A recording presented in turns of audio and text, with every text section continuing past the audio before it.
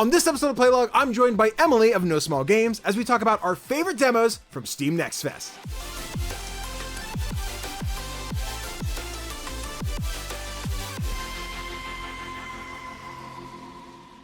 Hey guys, CGDannyB back again with another episode of Playlog, the podcast we talk all things indie gaming. But of course, I can't talk indie games alone because that'd be super boring. And Tofr has officially quit indie games. They're not here anymore. We threw Tofr out. They're gone. So long.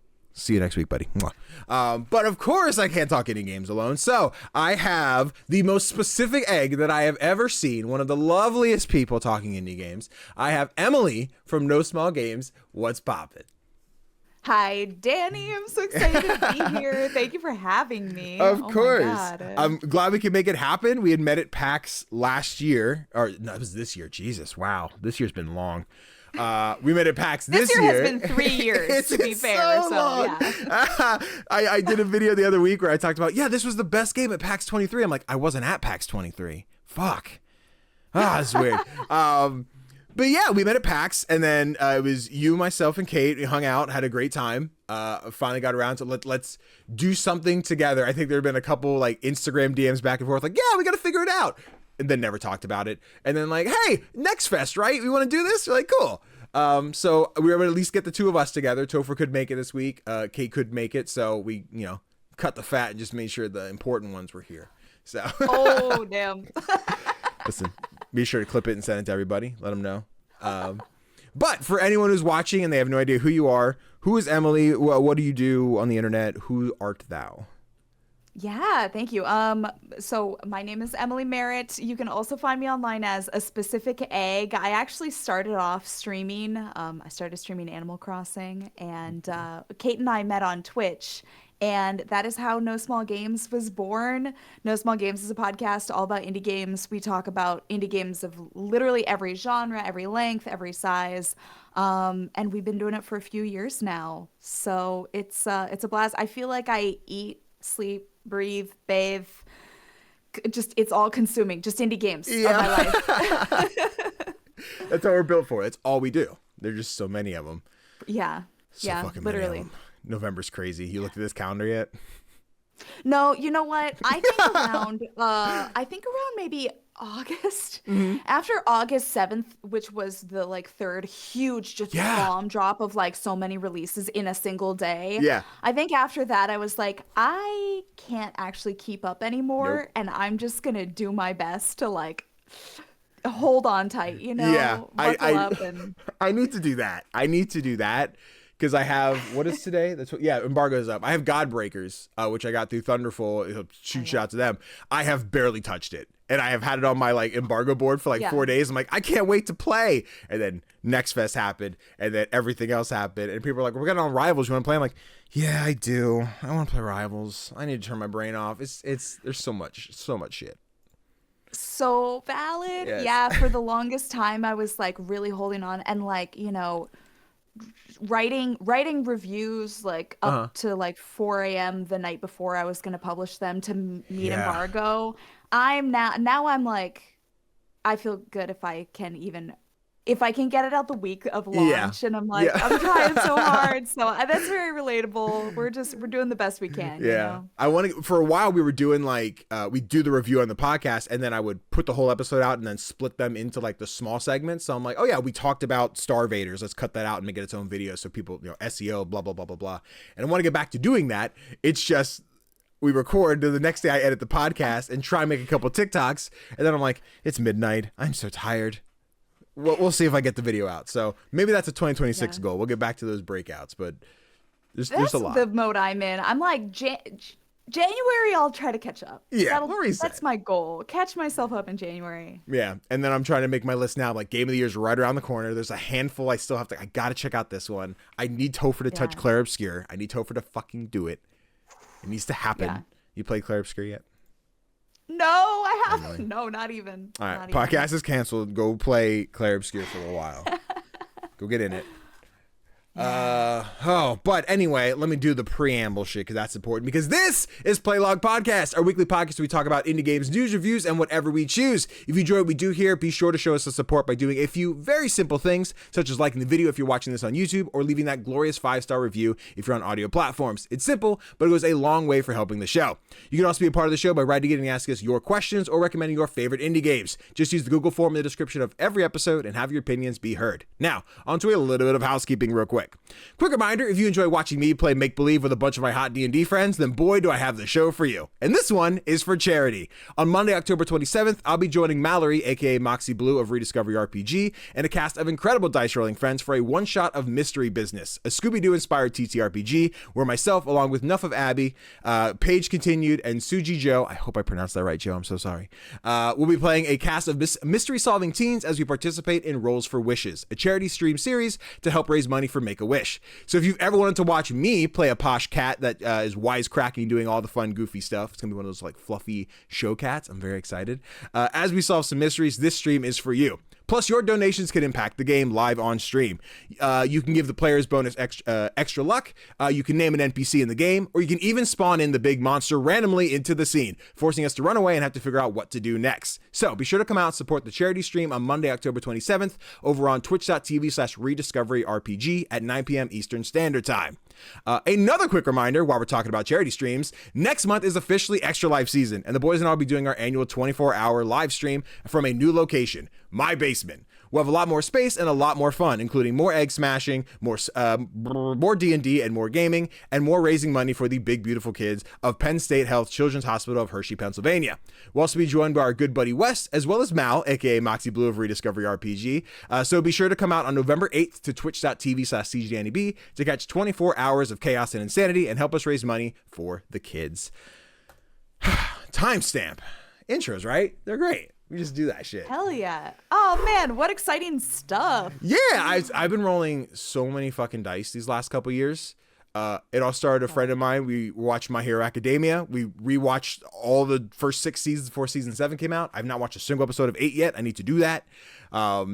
And then he was like, hey, I'm running a My Hero campaign on my channel. Do you want to join? I was like, sure. I don't do a lot of dice rolling, but let's give it a shot. I met all these new people who I assumed all knew each other. I was the new guy. It turns out like none of us knew each other. It was all just 5 brand new people like, oh, we're all just great. And they were like, hey, I like you. Come play Fallout on my channel. I like you. Come play superheroes with me, and picking back and forth. And now I just got like 3 or 4 games a week. They're fun. I really like playing D&D. I'm so glad that they picked me up and keep me around.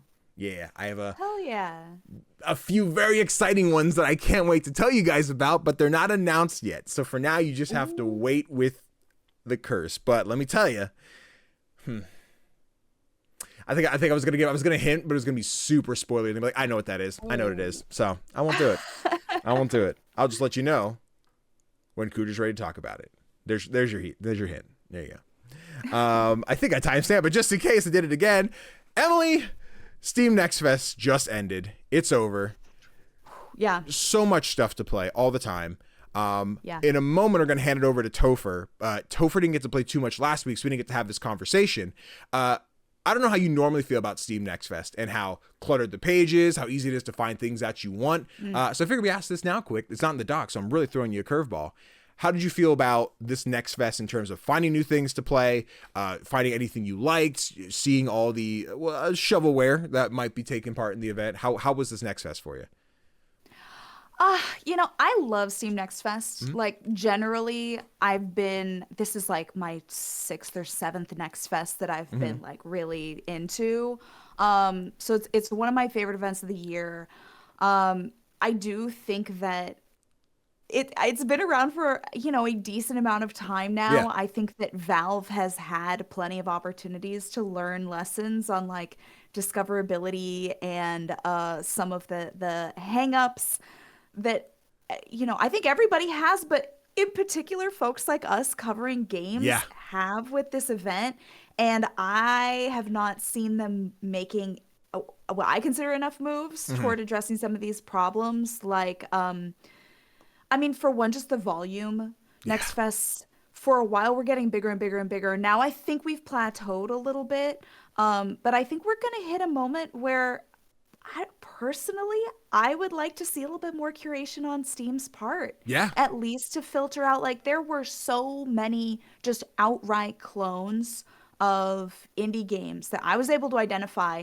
The thing is, I think the average person cannot necessarily look at a lot of these and say this is a clone of XYZ. Yeah. And it's just because you and I are playing a Yeah. stupid amount of games that we can do that. But I think that probably a lot of people would fall for some of these knockoffs. My big thing this year or this October was wanting some sort of filter to be able to figure out who's using AI. Because I have Yes. strong opinions Yes. on AI in games. I don't want to play games that are using AI if I can help it.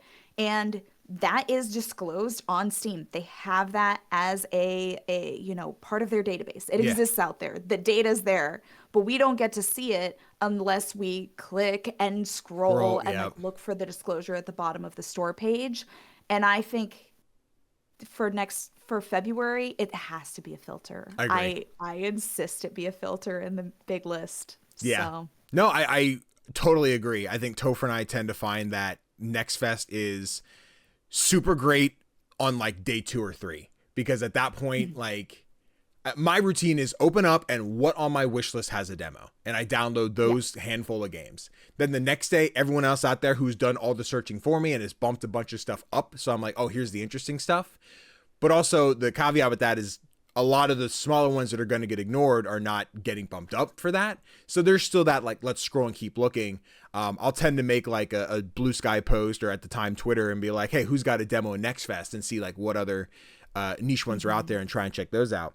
But again, those also come with a lot of the knockoff energy you were just talking about, where like, I don't think that's necessarily bad, but you see the ones that are very just like, this was made in like MS Paint, and it's just a platformer. And I say just a platformer, not like this game is any less because it's just like someone's first project or anything, but it is, the amount of time we have to play games, am I going to throw it to, oh, look at this hour-long platformer that is pretty cut and dry, that's not super amazing, but someone put their time into it. Like, that's, we already talked about all the shit we got to play, and picking what we choosing is already hard enough. So yeah, trying to find new stuff, be like, I want to help the little guy and help them get their game seen, but also I do want to play something that is fun. So yeah, just flooding Steam Next Fest with a bunch of stuff is challenging. I do love getting to focus on my wish list. I'm like, sweet, the game I wanted to play is on here, or one that's like, they've had a demo that I've played before, but now it's a part of Next Fest. So I'm like, all right, is it a new demo? Is it the same demo? Like, for example, I played Constance, which I would talk about, but it is the same demo I played last time. So I'm like, cool, let me give a spot for something else.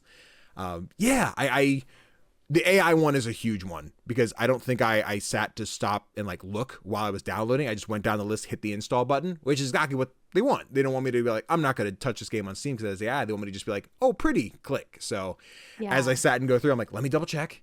Okay, no, this one's good. We're fine. The paranoia of like, wait, did I check this one? And like going back, and it's so easy to miss too. It's all the way at the bottom of the page. Exactly. Yeah, I feel like that needs to be somewhere like at the top, like top right corner, put the little AI symbol on there, so I just know, don't let me waste my time. Let's move on. Yeah.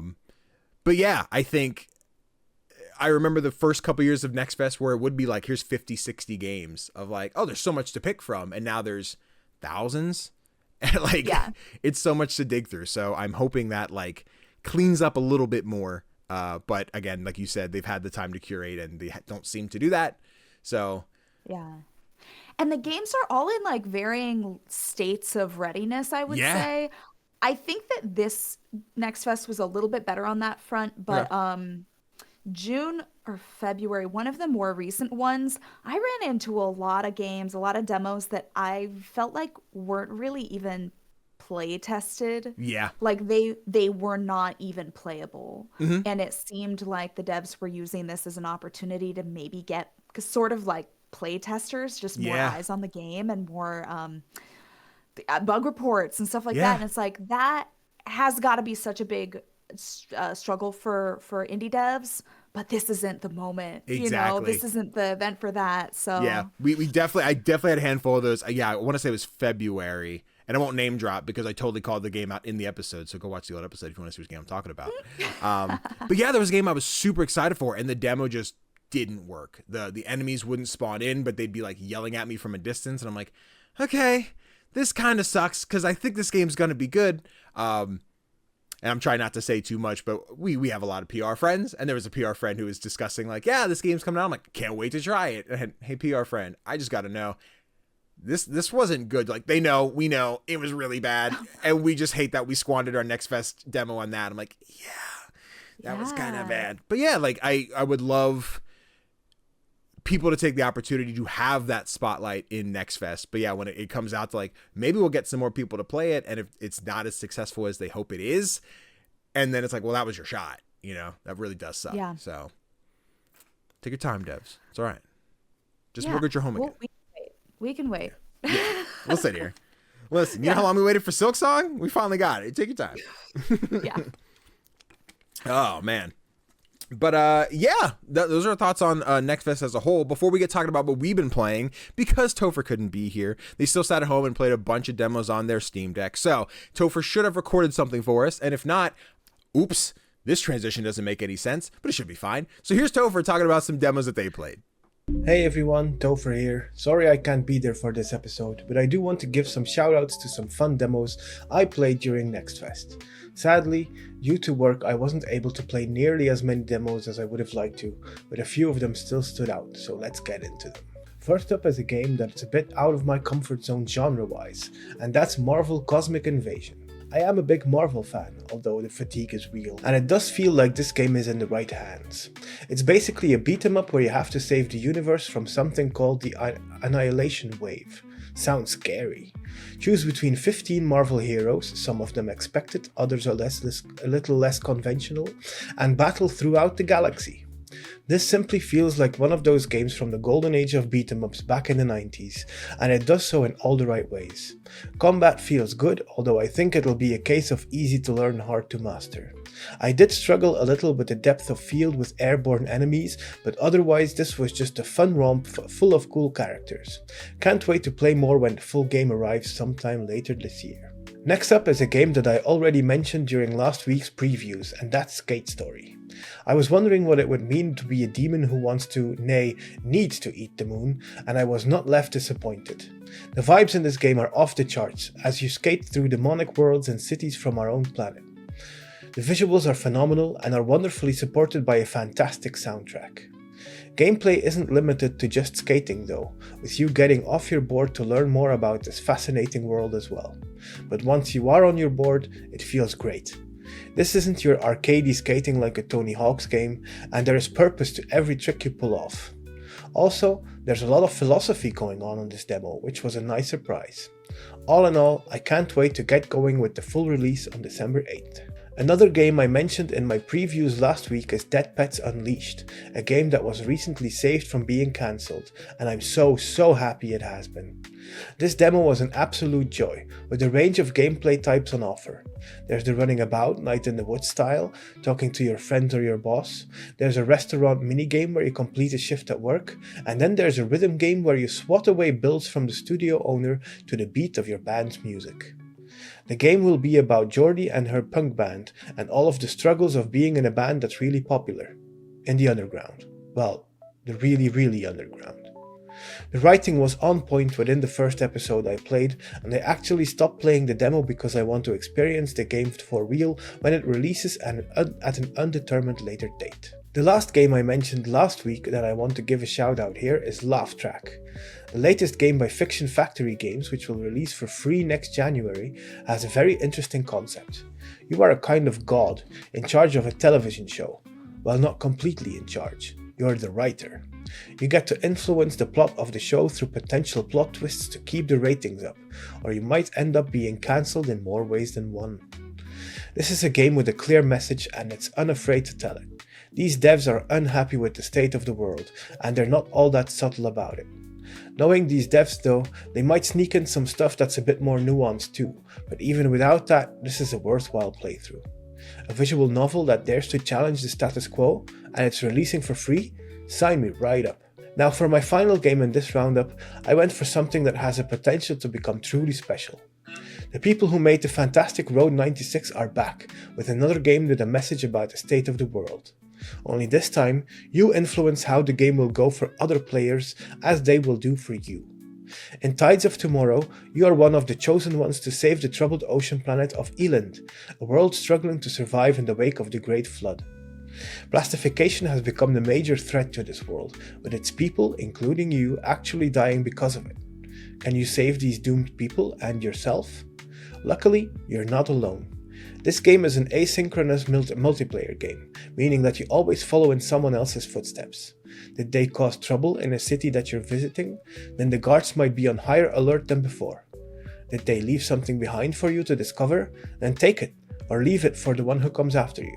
This is an incredible setup for a game, and I'm really hoping it finds its audience when it releases on February 24th. Did you play any of these games during Next Fest? Let us know in the comments.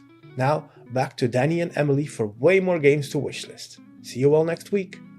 Thanks, Tofr. Appreciate you, buddy. Can't wait to see you again next week for what are we doing next week? I don't remember. We wrote it down. It's on our doc. Chat will know next week. But Emily, we've played a bunch of demos. We've each narrowed it down to 5 that we want to talk about today. I'm in the spot. Do I want to give you the honor of going first, or is that putting too much pressure? Or you want me to go first? How you feeling? I don't know. Either way. Okay. I'm just excited. All right. Okay, Google. Flip a coin. You'll be tails. Okay. It'll be Sonic. Heads. All right. So I guess I'm going first then. That's fine. Let's go. Listen, Let's go. I will also appreciate the Sonic reference. That's amazing. You'll be Sonic. Yeah. I got it. Bet. Then I will start with, I played a lot of co-op games involuntarily. Not necessarily played them co-op, but games that are like, oh, look, here's a co-op game. Like, got it. So I'll start with the one single player game that I brought to the table today. I forget where we saw this. My gut wants to say it was at like a Wholesome Direct or something like that. That sounds right. I just remember the trailer making me like already cry. I'm like, I don't need to know anymore. Like, I'm sold. Yes, I am in love with what I've played so far. This game is called Opus Prism Peak. It is a very Studio Ghibli inspired, sometimes first person, most of the time third person adventure game where you end up playing as this old grizzled photographer whose life's not really going how you want it to. And you just find this mysterious girl. She doesn't know her name. You have no idea what she's doing here, but obviously you can't just leave a little girl out. So you take her with you and it becomes this very like Last of Us, Joel and Ellie kind of energy, but it's anime. So imagine the semi cringy ooh-woos and ah-wahs, bad lip sync, everything. Like the charm of it is there. It is weird. We called it out in chat. We're like, yeah, the lip sync's really like bad. I'm like, but yes, but that's just what it is. That's the style. That's what we do when we put these things in English. But essentially you are roaming around these semi-open zone kind of areas. And it is the adventure point and click vibe of you are walking around this room and picking up items. And you're like, oh, there's the shrine. If I feed it a seed, it'll give me like a request. And it's like, bring me a photo of the yellow flowers through the window. And you go take a picture of that and you send it off to the furnace, and then as it goes up you progress further in that section of the world. Go take a picture of the dog. The demo gives you this little section of a train station, and you can't use the train, it's not arriving on time, and this dog is like, you're not the seer, that when the seer gets here we'll get to do all the stuff that we were supposed to do, but right now they're hiding from me, and like very snappy and wisecracking dog. But they start almost like hollowed out. Their spirit's not there. So you like take a picture of them and show it to them so they can see themselves. And that spawns them in as a character. So now you get like their quest line. You start to do the things for them. And once you complete everything, you move forward. The train comes in. You get the next cutscene, so on and so forth. Very Telltale. Like I immediately got the Telltale Walking Dead vibes in this. Less the dialogue. I'm going to pick there's still dialogue options. It's usually between 1 or 2. But it is a lot more of the anime, what is happening? Oh no! You know, those over the top audible gasps and grunts and everything. Lip sync aside, it is terrible in one of the most charming ways possible. But I had a blast. The demo was I got lost at one point because I wasn't sure where to go. And me and Chad are like, where the fuck? I'm trying to go this way, but there's a secret path over here. It's just hidden in the shadows. Couldn't find it. Without that, probably like 20-30 minutes or so to beat. But I think I really dig the like photography mini game. I'm going to enjoy meeting these characters. It seems there's like 3 or 4 like main ones based on the trailer, and you'll meet them, progress their story, find out who the seer is. I'm pulling this guess. I'm like, ooh, what if it's one of those crazy, I'm the seer, I've been this the whole time. And, you know, Booker DeWitt, spoilers for Bioshock Infinite, guys, sorry, you know, being the main whatever kind of vibe. But yeah, it's super charming. I like it a lot, and I'm jazzed to dive into it. I think this one's listed for this year. I forget. I gotta pull that one up there. That sounds right. Let me see. It's beautiful. It's so gorgeous. Yes, I love the way it looked. And like, this is just the one area. It's like the rundown train station. Of course, I get a Snapchat the moment I go look at Steam. That's so annoying. Opus P. I hate myself. Emily, this is the 3rd time I've gotten to type this game in, and I've gotten a notification. I keep clicking on it every time I go to type this game. Oh, no. Yeah. All right. There. It still says 2025. It isn't any game, so we don't know how concrete that is. So hopefully this year. Oh, actually, you know what? Hopefully not this year. Take your damn time. I ain't got time for it. Yeah, truly. I've never been more happy to see, delay notices from folks. Take your time, folks, please. Give me the JPEG. If there's like 90 of you this November, give me all the JPEGs you can. Just do it before I make my indie releases video, because then I look like an ass when like half your games don't come out. Demon Skull, I'm talking to you. Yeah. Just if you want to come out this month, let's do it. But yes, I fell in love with this game. I'll go for video watchers, cut forward a little bit more. There's the portion where like you get like journal entries. And one of the things I kind of dug, and I don't know how deep it's going to go, is after you have an interaction with a character, you kind of journal what took place with them. And you can be like, oh, I spoke with da-da-da-da-da, and they were blank. So you kind of fill in the like, oh, they were narcissistic. And I'm making up words now. But yeah, they give you options to put in. And you kind of fill out the journal of the experience you had with them. There is a currency you spend to do that. It didn't really go in depth of what that means. I don't know if I can like fuck up the journal enough where I like can't complete it or what that looks like. But it was a thing that took place. This is the spot I was like, where do I go? And I started walking out into the ocean, and I'm like, oh, there's a path in the back. Just got to walk over here. But yeah, beautiful game. If you love your anime, uwus and awas, this is going to be it. It looks great. A father-daughter energy kind of story. I think it's going to be really emotional. I want to cry right on camera for everybody. I think it's going to be awesome. So look forward to Opus Prism Peak. It'll be good. Nice. Yeah. Oh, I can't wait. I love a kind of grouchy older guy and like a just like tee-hee, like loving little kid vibe. So good. The total polar opposites are ones gonna be like, oh, someone's got to be happy here, and if it's not gonna be you, I guess it'll be me. So guess it's me. Yeah. I think she'll end up being a fun character to interact with. Like, I think one of the first interactions you have in the game is you're just talking to her. It's like, you still don't remember your name? It's like, no. It's like, well, what do we call you? And I forget what name you give her, but I think I think Ray is what's ringing off my head. That might be it. But like for a while you're calling her like girl. You're like, oh, very Kratos, like boy. Let's give her a name. Let's call her something. Not that you get to just choose, not Fallout where you just kind of pick a thing and lock in with it. But very fun. I cannot wait for more. Awesome. Bing. So I will now hand it over to you. You can have the tails in this one. What game we got to talk about next? Oh my gosh, yeah. I'm actually gonna start with my favorite. This is my winner of Steam Next Fest. Okay. This is Relooted, developed and published by Nyamacop. Okay. And this was featured in a couple of Summer Game Fest showcases. Yep. It was in Day of the Devs. It was also in the I think Black Excellence in Gaming showcase. And this demo blew my mind. So this is at its core a free running heist game where you're playing as a team of heisters. Okay. We love our heisters. And they are breaking into museums and residences for the purposes of repatriating African artifacts from Western museums and curators and collectors.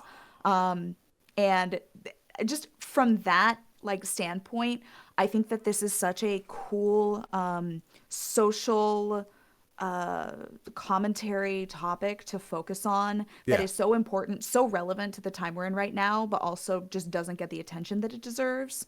And it brings up some really interesting conversations among the characters who are immediately incredibly charming, super fascinating. As a team, they have this really interesting dynamic where you've got like kind of baked in tensions between different characters and backstories and histories that I was immediately wanting to learn more about. But then on top of it, you have this incredibly well crafted, action packed heist gameplay where you're doing this combination of like fast paced free running in this like sort of 2.5D style. But you're also doing kind of a tactical, strategic gameplay where before you actually go into the museum, before you're, snatching, grabbing, breaking out, you actually have to figure out, what is our entry point? What is our exit strategy? You have a few team members who go in with you. You are playing as this free running character who's like, grabbing chandeliers, swinging across ledges, diving under tables, super fast paced. But you've also got a kind of younger brother character who's like your Okay. technician. He's got robots. He can hack doors and shit like that. And then you've got this like acrobat who's able to help you scale walls, dive across like extra long gaps and that sort of thing. Before you go into any of these heists, you have to figure out where do I want these key players and how is this all going to play Oh, out okay. as I grab these items, trigger the security alarms, and have to get out in a certain amount of time. Bet. I was gonna ask like how that worked. Like, are they like, oh, this will be the spot, so you just kind of know where they'll use. But yeah, so you get to place them. That's Yeah. really dope. That sounds sick. It's so cool. And I will say, when I first saw the trailer, I was like, this looks amazing, but I'm worried that there's going to be this super steep learning curve because Right. everything you're doing looks so, not only is it really cool and there's a huge variety of like types of free running you're doing, you're jumping, you're dashing, you're diving, everything you can imagine. But you also have to do it so fast. And so I was a little bit worried about that. But there's a great tutorial in the demo that walks you through all of these different abilities, and they've designed the controls so well to make it feel really fluid. There is some skill involved, Hmm. but they've also designed the character animations to look way more way more challenging than what you're actually doing. And Okay. so in the moment, it's just challenging enough that you feel like you're doing something and it's not just like tapping the same button over and over again, Yeah. but you feel so cool. Okay. You Bet. feel like the baddest badass in the world. You feel like James Bond, Fuck Jason Bourne, yes. everybody combined. And so it blew me away. Really great dialogue, really great writing, like no notes. I'm just so stoked for this to come out. Hell yeah. That's all I get. That's it. Bet. Go play this demo. I hope it's still up. That's what I was gonna say. Like, I have it downloaded. I had a Good, weird good. case with this game for SGF because I was at a wedding the day of the showcase, so I didn't get to watch the showcase until my flight going out to SGF at like 10 o'clock at night. And then the YouTube download didn't finish, so I only got to watch like half the showcase on the flight. Shoot. Then by the time I got there, it was SGF, so I wasn't able to do anything. But I saw the booth for Relooted. I'm like, I haven't seen that one, and everyone there was like, it was so good, it was so fun. Did you see the trailer? I'm like, I have not. I have to find it. But also that was me finding out Escape Academy 2 was announced, like all this extra shit. I'm like, I missed all this because I was on a fucking airplane. Like, so I saw Relooted, and by the time I went over to watch someone play, and I got to see the gameplay, the visual style reminded me so much of Tales of Kenzera and like the character designs and then the African garb and everything. But then like the speed runner parkour aspect, I'm like, this looks dope. I kind of want to get my hands on the sticks. Wasn't a spot, couldn't get my hands on it. So when I saw it in Next Fest, I'm like, I have to download it, praying that it is staying on Steam so I can still run it, because I do want to try this one. It looks so sick. It really is. I was just screaming the whole time because Yeah. I didn't expect it to immediately feel so cool. Yeah. Like what I was seeing my character do Mhm. felt just mind-blowing to me. And yeah, just the adrenaline, it's so well designed and fascinating story. I can't wait for the full This is release. fun. This is fun. Praying this demo's up. This might be what I do tonight. We're gonna find out. Alrighty, let's see here. So Relooted, that one looks sick as hell. What am I on to? Yes, my co-op bundles. Hold on, team. Man, I'm wondering, do I start with let's start with it. So on Saturday this week, we streamed a bunch of co-op demos, me and the guys, Kanai, myself, Chris, and Connor. And one of the demos we had to check out was Crashout Crew. This is the new game from Aggro Crab. So the team who made Another Crab's Treasure and part of the team who worked on Peak. Crashout Crew, I made a TikTok about it where I described it as Overcooked with forklifts. And it is that, but it is also so much more.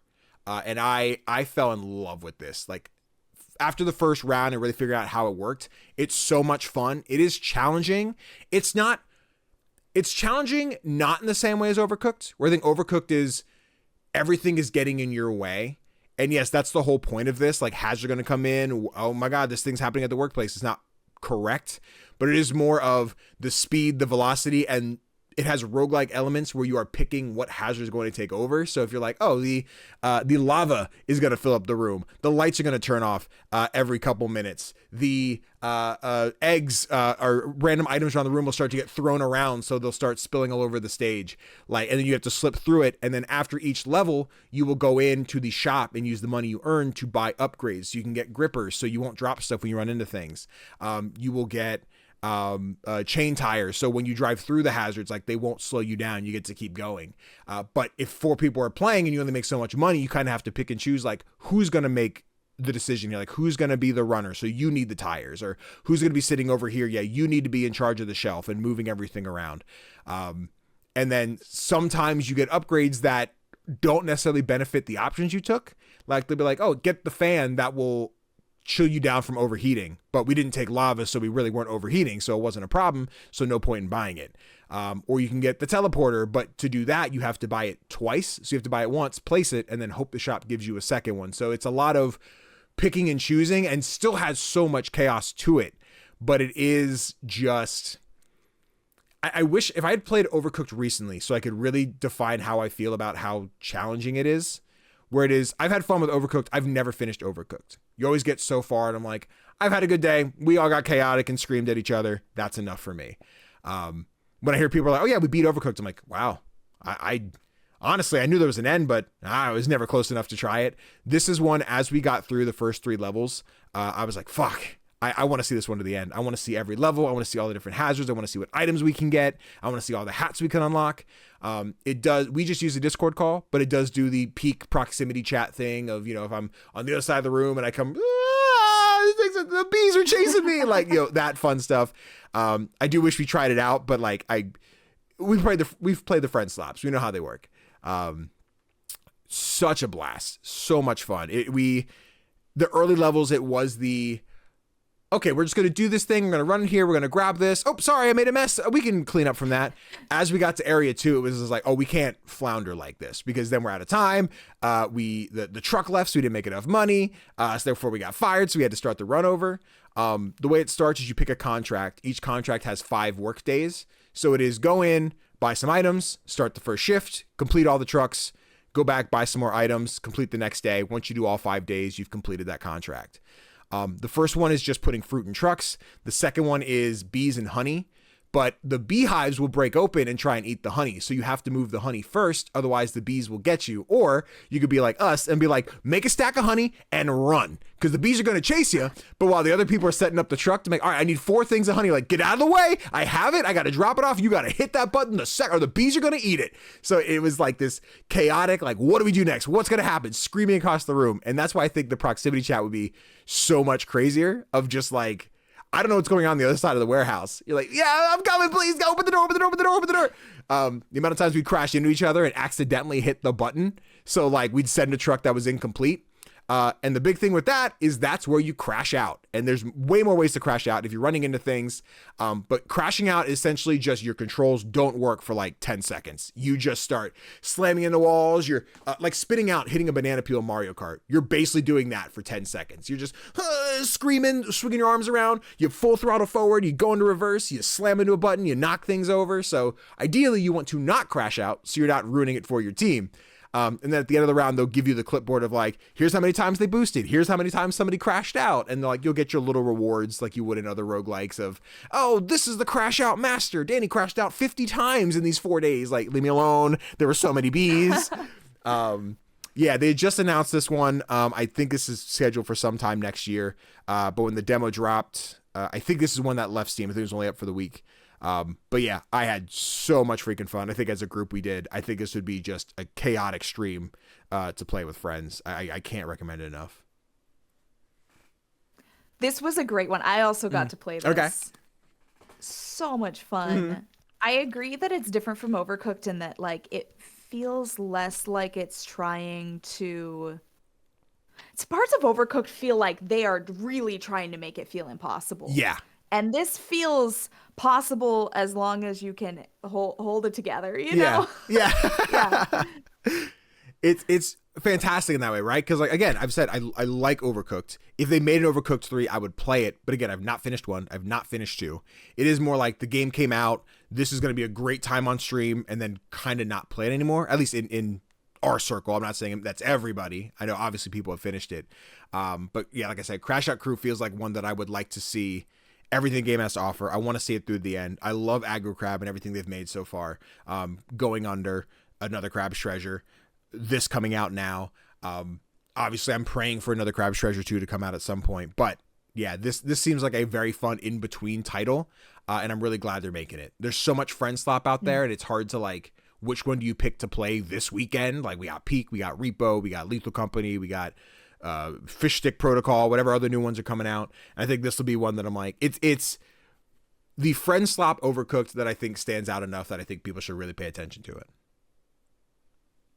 I agree. It's also, I think a smaller time investment than like Peak. Sure. Like I love Peak, but especially if you have a crew that you think is gonna go pretty far, Yeah. you have to be ready for like a few hours, you Right. know? And Yep. this feels like something you could pick up for 30 minutes, have a great Yeah. time, and then you're done. Yeah.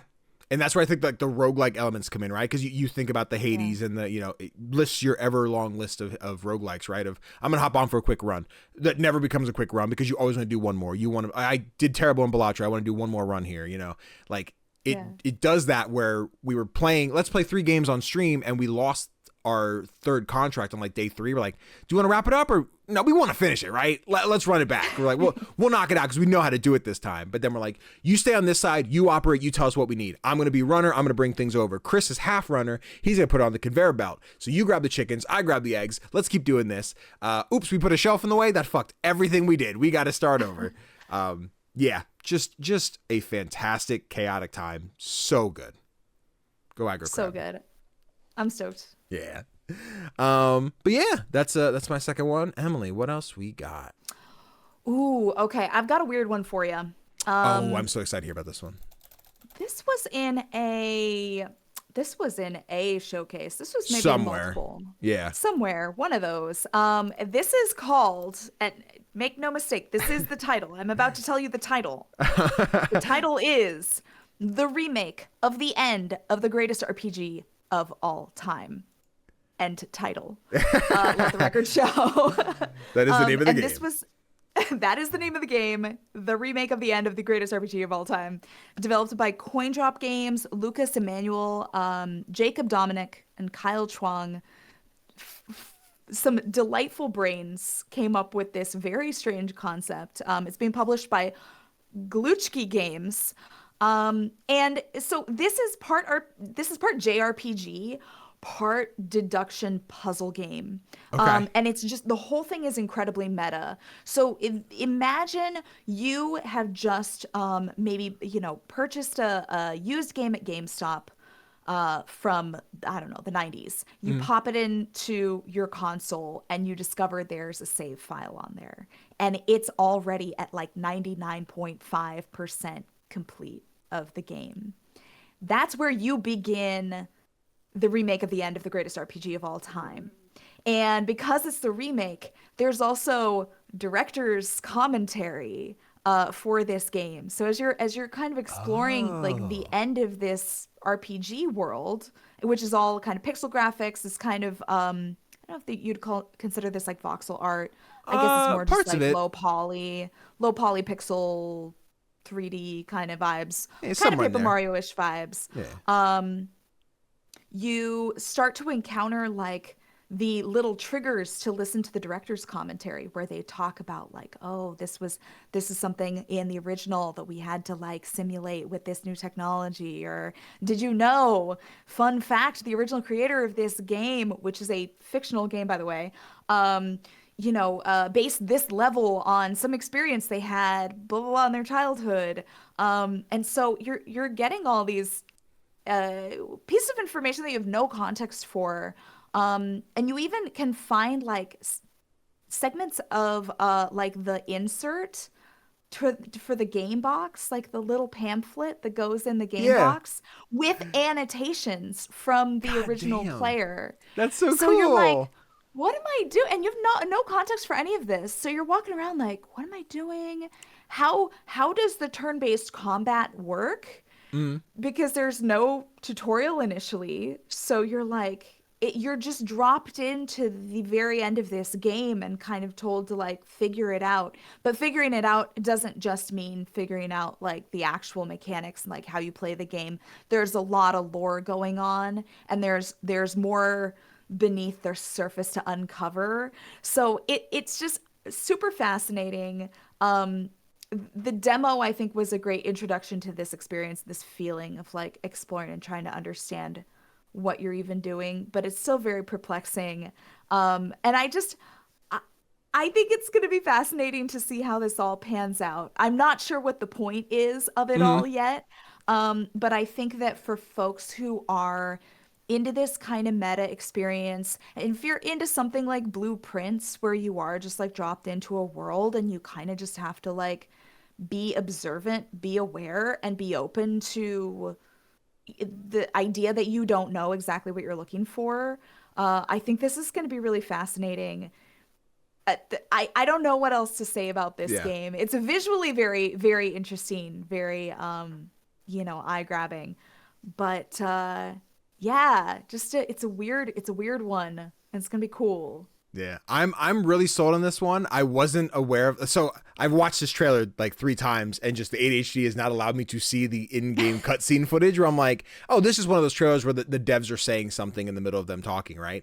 And then you're like, this, there's the director's commentary. I'm like, oh shit, that's just in the game. Oh damn. That's just in the game, yeah. Well, that's fun, because then it gave me the inscription, not really spoilers, but like you have the video files you find, but also being like we're at the end of the game, which we'll talk about another game a little bit once we get to what we've been playing that you have listed, which is immediately what I think of when we talk about like, oh, we're at the end of the game, we're at the end of the adventure, which has me excited when you mentioned like, oh, there's no tutorial. Like, of course, I'm at the end of the game at the final boss. If I'm the one person who bought this, I should already know how to play this game, which is like the meta craziness of like, you're right. If I went to GameStop, I think of all the days where I'd go to GameStop, buy a used Pokemon game. Like, what these guys keep in their cartridge though? What can I send over to my copy of Diamond that they had in their Pearl? I hope they left Palkia laying around so I can keep that, right? And like taking someone else's existing story and wondering like what came out of that and what existed. And I think that's very fun. This one looks sick. And this, I think it said, November 12th. This is, thanks November. Fuck. This one looks sick. I'm here for this one. It's so I'm so curious.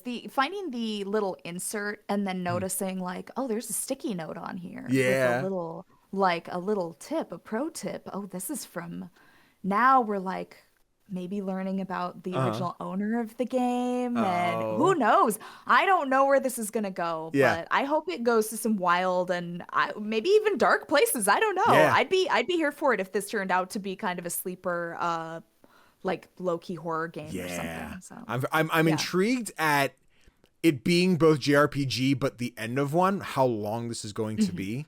if this is going to be like one of those quick afternoon, like 6-ish hour experiences, or like, oh, this is a full RPG, just the end of it. We're like, okay, so much to play. I'm intrigued at that, how that unfolds as it gets to the end of it.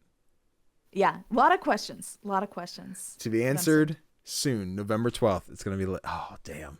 Somebody, listen, we complained about Next Fest a little bit, but there were some bangers here. There's some good games. Oh, there were a lot. Yeah. Speaking of bangers, I'm going to flip my 2 quick. I'm going to talk about my 4th one first, because this is also a banger. But this is one that I don't believe is technically part of Next Fest, but date night, we found a demo to play, and I said, sure, let's do it. Mal and I adore our co-op puzzle games, be that Escape Simulator, Escape Academy, be what they are. We found a demo for a game that actually came out last year, so this one's already out. You can go pick it up now. I think it's like $15. The game is called In Sync, a co-op puzzle adventure, or something to the effect. It's got one of those long titles.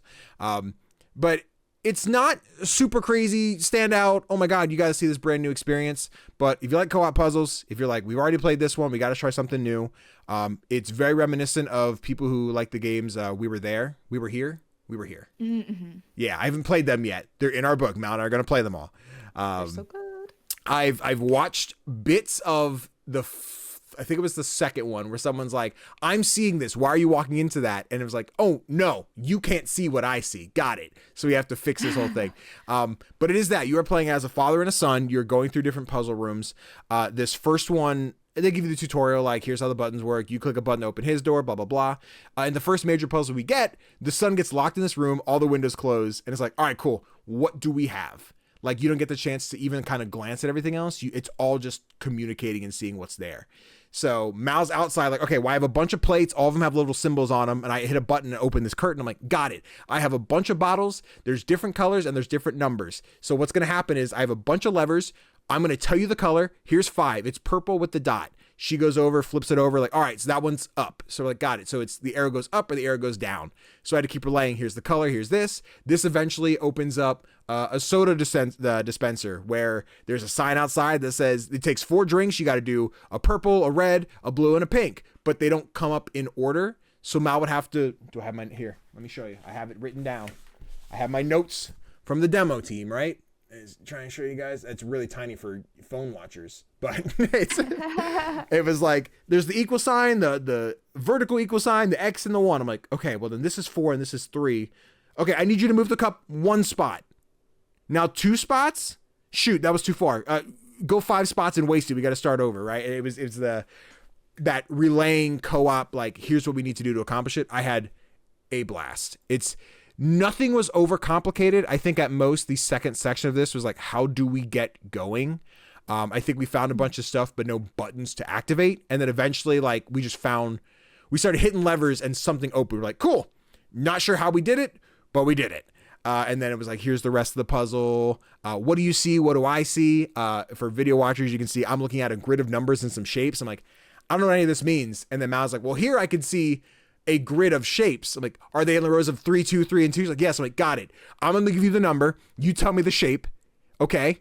Tell you what, just tell me where the triangle is. It's here. Perfect. That's a 7, right? So it looks like we're not doing anything because we're just sitting still, but we were just going back and forth of like, what number do you see? What shape is it? Got it. The password is this. Opens the door. That's probably what took us the longest. But it's very fun. I think there's going to be 8-ish levels. I assume this was all of the first level. You go through like a pirate ship part. There's math. I was so impressed with Mal because there was a moment where we had to roam the room and find tiles of numbers, which went onto a wall, which gave you a 4-digit number. And there were 3 rows. So eventually I'm like, oh, what do I do with these? Then we went over and there's a hidden slot that's like, okay, blue row gets added to red row and gets subtracted or multiplied by yellow row. I'm like, got it. Okay, Mal, I'm going to read you the numbers. I'm going to put it in the calculator. And like, no, just give it to me. I'm like, okay. I'm like, 4,900 and blah, blah, blah, blah, blah. I'm like, okay. Plus 3,000. Like, okay. I'm like, minus 5,000. Like, all right, the answer is 1,000. I'm like, damn. Okay. I had the calculator ready. That's wild. So proud of you. This was very fun. I think once we thought it was just a demo that was out and then we saw the full game is out. This is one that's in our wish list. We're going to check this one out. Right now, we're hoping for Escape Academy 2, which comes out in like 3 or 4 days, I think, as of recording this. So we're going to do Escape Academy 2 and then probably double back to Instinct because we had a really good time with this one. And it's out now. So everyone can go play it if you have a partner or a friend you want to do some co-op puzzles with. Hell yeah. I'm adding this to my list because I'm a big fan of the We Were Here series. So this is very cool. I'm very jazzed to get to those. I've seen them for so long, and I think there was a conversation where Kanai and I talked about streaming them, and we saw the bundle was on sale and just didn't act on it. Speaking of which, I haven't done a co-op game with Kanai in a minute. Should probably do that soon. But yeah, I now that I have, Mal to do puzzle games with all the time, I think we'll just be like, here's a new one that's out. Let's go. And then I'll toot my own horn for a second because we'll talk about what we've been playing, the original Escape Academy in preparation for 2. But I shot an email. I was like, hey, any chance I could get some keys for 2? Like, we'll put you on the list. I'm like, thank you. Really impressing me. In front of my partner. What's up?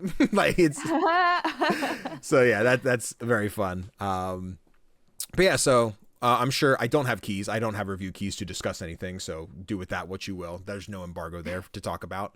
But we'll be covering Escape Academy 2 not Escape Academy, Escape Simulator 2 for sure.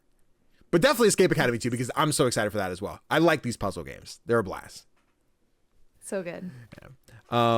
But yeah, there's that quick one. So I'm so excited to hear about this next one because I played the demo before. I wasn't sure if it was a new demo or not. So please, regale. I don't know because this is my first time playing the demo. Okay. And I've been looking forward to this so much. Yeah. This is coming out very soon, isn't it? I think this is also November. Oh, I'm gonna pull up dear the God. Indie Informer site real quick and see if Jill's updated it. It is November 12th. Oh my God. I love our life.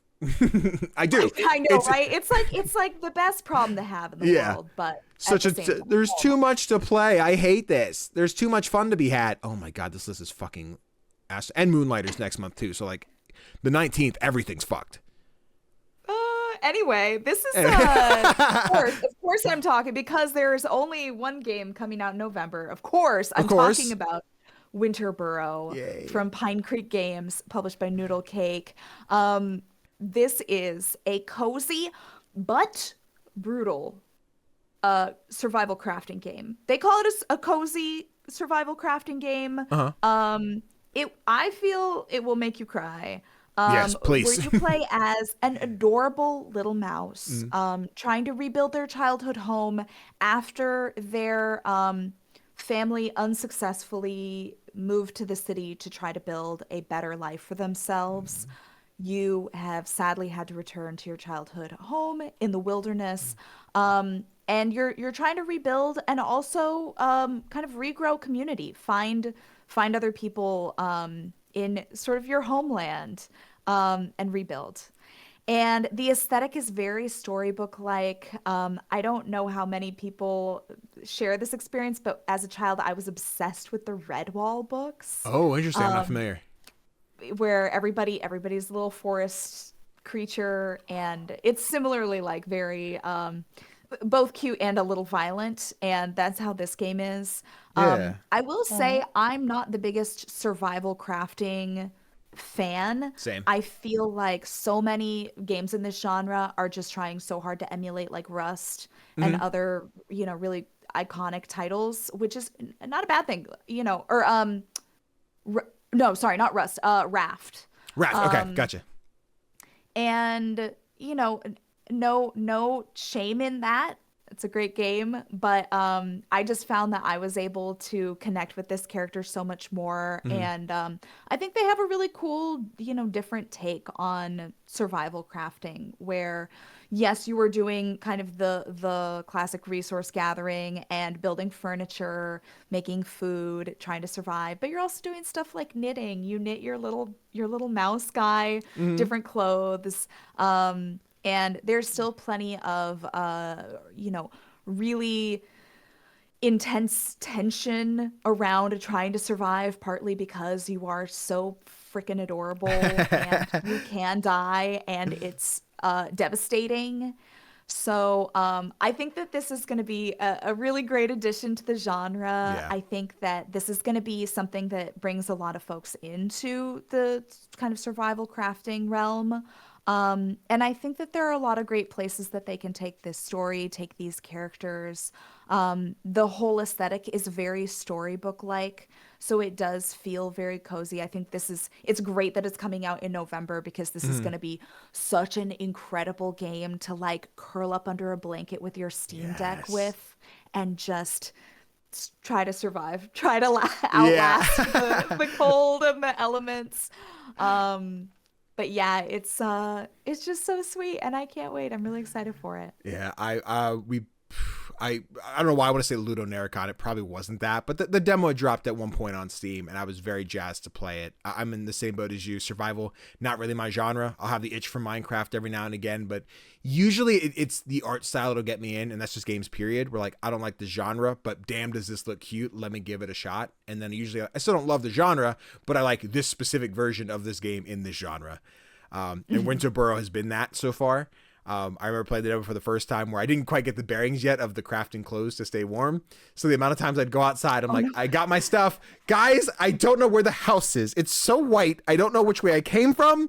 I died. And then I'd wake up in the house and go back out. I'm like, here's my pile of shit. I found it. Pick it all up and then go back to the house. And it was, yeah, I'm so gassed for this. Like, just like you said, the right before winter, right before Christmas time, we're going to have snow and cold outside, bundle up with a blanket, a hoodie, some hot chocolate, and just go ham on my Steam Deck.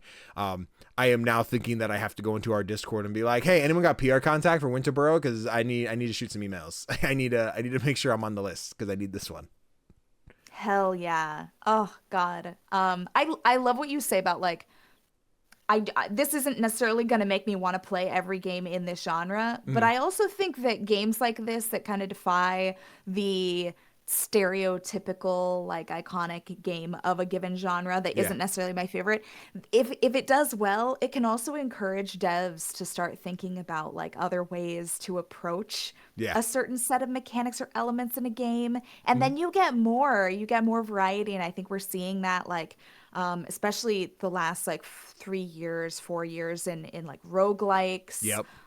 We're seeing roguelikes of every kind, every vibe, from horror to cozy, and like just people really pushing those bounds. And I think that's thanks to games that decided to kind of break the mold. And I love that. And I really hope that Winter Burrow does that for survival crafting. Please. Oh, what a beautiful game. You'd mentioned the Redwall stuff. I'm not familiar with the series, but I was like, oh, yeah, Tale of Despero, I get it. I know what you mean. I was ready for that reference. I'm like, I'll be real. I know of it. I think I saw the movie when I was like 8, but I was like, it's a mouse. Like a Fievel. Fievel, yep, Fievel, yeah. So cute. They really they chose violence by making the main character so goddamn cute, and then the fact that you can die, and it's just so sad. Oh my God. Listen, if I get yoinked by an owl, the trailer shows it, like I think it's your aunts, I believe, that gets yoinked by the owl. I'm like, don't you touch me. Don't you take me. I'm not doing this with you. Yeah. But like, I will cry. I will cry. I'm gonna want to cry about it. I'm gonna do it, but I'm gonna sue. We're gonna have a problem. Don't do this to me. Emotional distress. But yes, so excited for Winter Burrow. We said November 12th? That's not 12th. Fuck. Yeah. Same day as Remake, the end of the greatest RPG of all time. The day before Gigasword, the day after Goodnight Universe. I can feel my blood pressure rising. It's fine. It's fine. Damn. Fuck, so much to play. Timestamp. Anyway, hey, let's talk about the now. Speaking of friend slop games, though, it's like 20 minutes ago, another one Mal and I discovered. This one was a part of Steam Next Fest. I'm very excited to talk about it. We often find ourselves going back and playing Repo quite a bit. I think as far as friend slop games go, it's our go-to. It's our favorite one. That and Peak. I just think Repo has a little... I feel like I lose less when I lose Repo versus when I lose Peak. I feel like, fuck, I wasted so much time climbing. I didn't make it. But regardless, there's a brand new friend slop game coming out sometime next year. It is called YapYap. It is essentially imagine Repo, except instead of going to collect stuff, you're going to break stuff. And all the while you are doing shouts from Skyrim. You are picking up random wands that you find throughout the world. you start in like this hollow out in the woods, and you get tree branches. It took us a minute to figure out what was happening, but when you start, it's like, do you want your mic on? I'm like, well, of course, I guess I need it, right, for proximity chat. And there is proximity chat, but the whole thing is you just shout spells into the microphone, and then you are casting these spells in order to break things. The default one you get is a Wand of Wind, so you go like, Aerobus, and you'll just do a little blast of air. You do Tempest, and a tornado will fill in the room. Mal not got upset with me, but was just like, I'm not going to fall for that shit. The one spell will launch you up into the air, and it's up dog. So I just go, up dog, and it would just launch me up. And then Mal didn't have the wand. I had given Mal the, we found one in the first chamber that I think was the Wand of Illusions, which gave... I can't even pretend to say what the spell was, but it would make either a duplicate of you or a mimic spell, which would turn you into an item for like 3 seconds. I didn't quite find the value in that one, so I was like, here, trade wands with me, take the wind one back. So then Mal's just like, oh, it actually was up dog. I thought you were trying to get me. I'm like, nope, it's up dog, and you just launch up into the air. But yeah, as you complete a round, the goal is you get a list of tasks right there. Break 30 things using wind spells. Break 25 things by burning them. You have a total goal of like make $2,500 worth of damage throughout the entire like level in these 3 nights. Collect coins, find secret puzzles and solve them. Like there's all kinds of different shit to do. It looked like from the trailer it's either parties of 6 or 8. I wasn't quite sure. It was a lot of people on the screen. But yeah, you really just roam around and break shit. And the night starts in the top left corner. You see like a dial where it's like, it's chilling. Right now, you kind of just get to go cause chaos, but eventually becomes suspicious. You're like, okay, people are hearing us. Then you are like being hunted. So then you have the goblins come in. If you run into them, they'll start kicking your ass and throwing you downstairs and stuff. There are these giant knights that just kind of stand there menacingly. If they see you, they chase you down and smack you with the sword. The amount of times I died, not because one knight got me, but because 3 would spawn in. I'm like, I can outrun 1, but the moment 1 catches me and I'm down, the rest are like, let's dogpile this bitch and just start like beating the shit out of me. And I'm like, shit. Now Mal and I were in a call and we had face cams on. We're using proximity chat. So Mal would just see me just like sit back.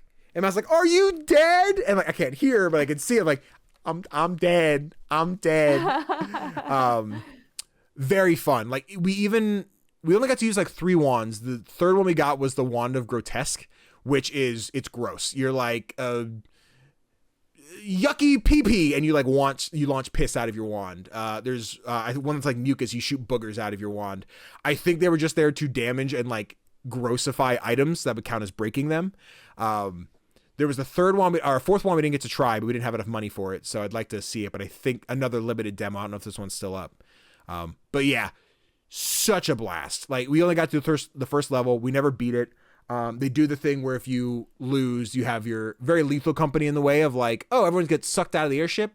You spawn in the hand of some giant like moon titan who just like, sorry, not enough money, crush, and like kills you. There it is, the Astral Wand. That one looked crazy. I think it was the most expensive. But yeah, you go back, you buy potions. If you've taken damage, you can buy vegetables. So you can buy broccoli and carrots. So you like refill your health.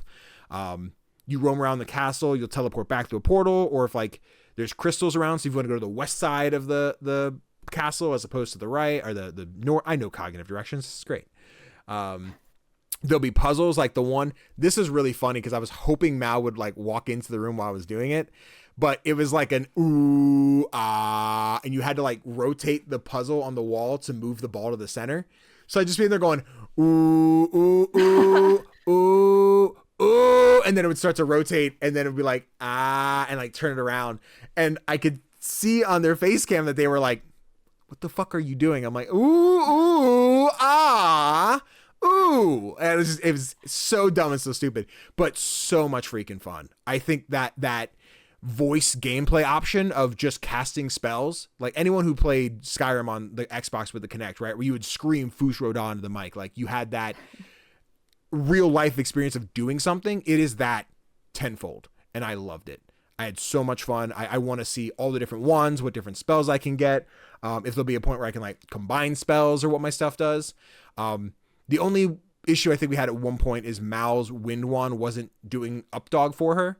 So like they would just look at me and go like up dog, and the tornado would happen, but they wouldn't lift. So I was like, Oh no. babe, get up here. Like, it's not working. I can't. Like, I don't know what to do. I'm like, all right, let's finish this round and hopefully it'll fix. That it did work. So I was like, try it again. They go up dog and just through the sky. I'm like, perfect. We got it fixed. Yeah, such a blast. I think this is, it's weird because friend slap games seem to just kind of come out. Like they're just here, right? Lethal Company was here. Repo was here. Peak just dropped. I think Peak is probably the next close one. We're like, oh, we knew this for like a week and then it was out. This is one that like is still in development. It's coming out soon, soon-ish, right? 2026. But I think what's interesting is a lot of the friend slap games they drop in early access. And when does that look complete? When is this game done? You know, like what's 1.0? And I think Peak is the only one that's in 1.0, but it's still just getting active updates. But like, I'm pretty sure Repo's still early access. Lethal Company, I'm pretty sure is still early access. I can't speak to Murky Divers. But yeah, like, what does a finished friend slap game look like at that point? And I'm interested to see if YapYap is, we will release this when it's done, as opposed to here's early access, build it with us, you know, and see if they have kind of a goal in mind of what a finished product looks like. I just want to see what the future holds for it, but super fun.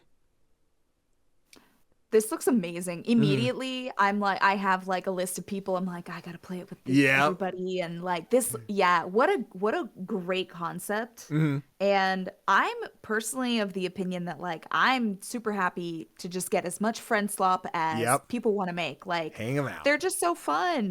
And I agree. I think it's interesting that so many of these are still in early access because I almost think that you should just. I think that the expectation should be that they're going to receive continual support and continual updates. So at that rate, what's the difference between early access and just a sort of a live service game? The term live service has gotten a messy reputation, but you know, just a game because you want to keep people coming back and playing regularly. And, you know, you kind of need more content to do that, to make that happen. But this just looks so fun, and what a great concept. I think Kate would love this. Kate loves making noises. I love making noises too. Oh god, yeah. Well, a video watcher, you just saw the fucking jester or whatever just fucking eat me alive. Like, because as the further you go, this thing just shows up. Hey, you want to die? Cool, you're dead. Yeah, there's again, it was the demo, so I'm sure there's going to be so much more new monsters, new maps, new everything, obviously new wands and spells. I want to see what that looks like. I want it all. I want to play with the dumb craziness that this game will have of what other stupid spells will I get. Like, so far it's been wind, it's been shit and piss, it's been boogers, and it's been like illusions. And I don't know what the astral one is. I'm assuming that's some crazy like stars. So far, none of the wands do damage. Nothing we've done has been able to kill anything. So it is kind of that Outlast energy of like, I need to run, but I need to use the stuff that I have to break things and try to escape, but I can't fight back. I don't know if any of the wands are going to be able to like fight back, or if they're going to be in the spot of like, good luck, just don't die. But you can hide in cabinets. You can, I haven't quite figured it out, but when paintings fall off the wall, you can like mount them and like hang up behind them. I couldn't do that while they were on the wall, so I don't know if there's just a mechanic that wasn't fleshed out yet, so like it didn't really make sense. But yeah, we just win like fucking Aerobliss, and painting fell down. I'm like, oh look, and just held on. I'm like, I don't know what this does, but it's cute. Like the characters are also adorable, like the little gray, ugly alien looking dudes just in oversized wizard garb. And then really simple right now, you go in the settings, you could just, there's like 5 colors, red, blue, green, gray, and I think it's called blurple, which is like the blue purple. Yeah, just the demo we played probably for like 2.5, 3 hours, just trying to do runs. Like we got it wrapped up now. Like, let's do this. And I'm jazzed. I think this will be, once it's out, getting a party of 6 together, would be super, super fun. Yeah. I want more YapYap. I like to. I've already wishlisted it. Let's go. Download the demo. Downloading. So is it still on there? Wait till we're done. It looks yeah. But okay, cool. Yeah, I think we saw somewhere it was listed like the 13th through the 20th, and I didn't know if that was like for the event it is or if it was like there's this fucking night bitch I was talking about, fucking chasing my ass down. Leave me alone. But yes, YapYap, so fucking dope, such a blast. Can't wait to see what comes out of it and what like a released version looks like, because I want more wands really bad. I like yelling random shit. It was great walking over, just hearing like, Erebus! Just down the hall. I'm like, you got it, Mal. Break that shit. And just watching the money tick up where I'm like, I don't know what you broke, but you broke something. That's so good. I love the concept too. The like flip on the stealing stuff. Yeah. Like, that's very clever. Yeah, we just break shit. Hell yeah. Yeah, who doesn't love screaming stuff and breaking shit? Like, that's so a perfect combo. Yeah, just give me everything. Let me just yell, shatter some shit. Have a good ass time. Bet. I didn't realize what game this was. What else you got for us?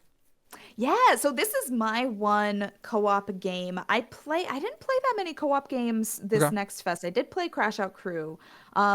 But this other one is, I think, a really fun kind of mashup of two sort of hit games in different genres from the last couple of years. Yeah. So this is called On Together from Gigapuff, and it's being published by Future Friends. We love Future Friends. We love Future Friends. Thank you for my DMs every fucking day. Hell yeah. So On Together is a cute co-working chat room style game. So imagine you take the sort of co-working elements, the Pomo timer, the task list, the cute little like focus animations of something like Spirit City Lo-Fi Sessions, and then you combine it with the online server-based sort of co-op chat room hangout vibes of something like web fishing. Yeah. And you put them together. So you have this really cute, kind of engaging, but not too engaging space where you have your little avatar and you can go around, you can kind of set them up in all of these different little poses on this island that is, beautifully designed and kind of furnished for all of these like cozy focus moments. There's a little library, there's a little cafe.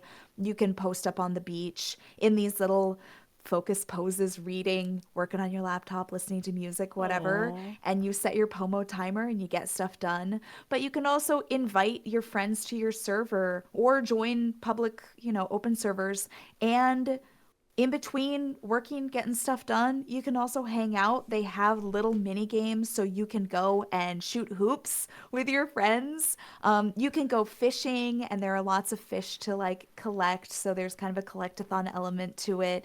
There are lots of different ways to unlock new customization items, new skins, new, all that good stuff. So there's just so much to do, and it's such a beautiful, like, limited color palette world. Yeah.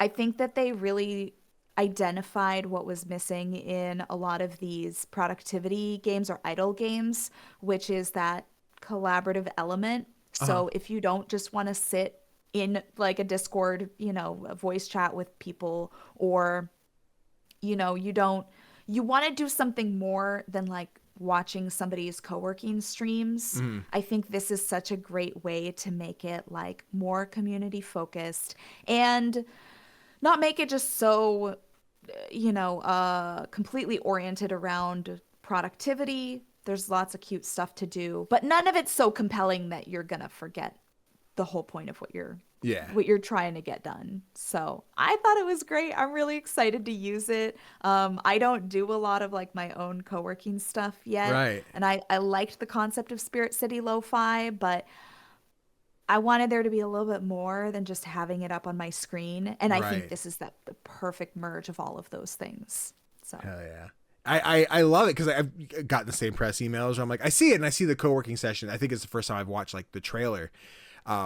I didn't realize how many different options there were. Like you have the full screen mode, but you're playing the thing. You do have the Rusty's Retirement bottom of your screen. You could put on the left side. You could have the single pop out of like, here's my character like sitting on a bench doing their thing. Like I really enjoy how many different ways this one can be displayed.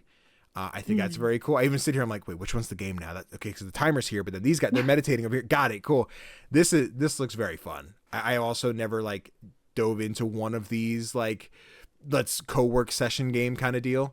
But this one looks like really cute. Do you get to customize your character? Is that the deal? I'm looking at the different bet. That's so fun. yeah, and there's lots of little hats. And the nice thing is it's one of those deals where you get rewarded for exploring and different, doing different things. So you unlock a lot of the a lot of the cosmetic items from just exploring and trying out all the activities. Yeah. Aw. And like we talked about a couple weeks ago on the podcast, but we did a session in the Discord. We all played sledding game. I mean, you bailed on us. You didn't want to come hang out, but it's fine. I was literally on an airplane, so okay. You didn't bring your Steam Deck and your whole PC setup on the airplane? Crazy work. Whatever. It's fine. We missed you. It's fine. You couldn't watch a showcase. You couldn't stream a showcase. Listen. I was sitting at Shake Shack, okay? No, but yeah, like sledding game, similar vibe, but it's not so much a co-working one, but like totally could be. So the fact that this one has the aspects in it to be like, yes, you could just chill. You could sit here and sit at the desk and work on your computer and do everything at the same time with however many friends. Did you catch how many like friends to a lobby? Is there a limit? Is this like MMO style? No. Okay. I think it's semi-limited. I want to say 20. Okay. There were quite a few public servers open when I tried it out. Yeah. So I'm hoping it's one of those deals where they kind of just keep it up until till they release, which I don't know when this is coming out, but I think it's soon as well. Double check. Let's see. We don't know. No we don't list know. of release date yet. Well, guys, it's okay. never coming out. Take your time. Sorry. Take your time, y'all. No, tomorrow. I want it by November. What are we doing? November 12th, please. Please. Not enough games this month. I need more. Bet. So I need that, and then I can close this one. I'm closing the shit that I don't need now because I closed this one. I need this yet. I need Jill's list for later, not now. Bet. I timestamp my thing. I don't think I did it. I have one more game to talk about from Next Fest in an extended way. I'm very excited for this one. I actually played this maybe like an hour before we sat down to record. I am a sucker for Little Nightmares. I still have to play 3. But I loved 1 and 2. I love the vibe because I am not big on horror games, but Little Nightmares is strangely like cozy horror. And like cozy's kind of a stretch, but there's a charm to it where it's still scary. I still get jump scared and I still have a good time, but I'm not mortified when I play Little Nightmares. And the team's new game, Reanimal, had a demo during Next Fest, and I loved it. It was great. I ended up recording it separate. I tried to stream it. And even as you're watching the footage back, it's a little chunky. This is one I would like to play on my console or my Steam Deck as opposed to on my PC while I'm recording. Little resource hoggy, but it is a co-op adventure. You could play as, I don't know names. There's a kid with a sack on his head and there's a girl with a mask. Take your pick. I think if you're playing solo, you play as the sack boy, not to be confused with PlayStation's former mascot before Astrobot came along. But anyone who's played Little Nightmares, same gameplay loop. It's that third person wide shot. The thing I love about this studio's style is how predictive seems like the wrong word, but like you get a glimpse of what's to come around every corner. And they're not always necessarily jump scares. They will be sudden. They will happen, but they're not there to like, shock the shit out of you. But like you'll climb up a ladder and all of a sudden you see like some dude slinking away into a back alley. Like, who the fuck was that guy? What was that over there?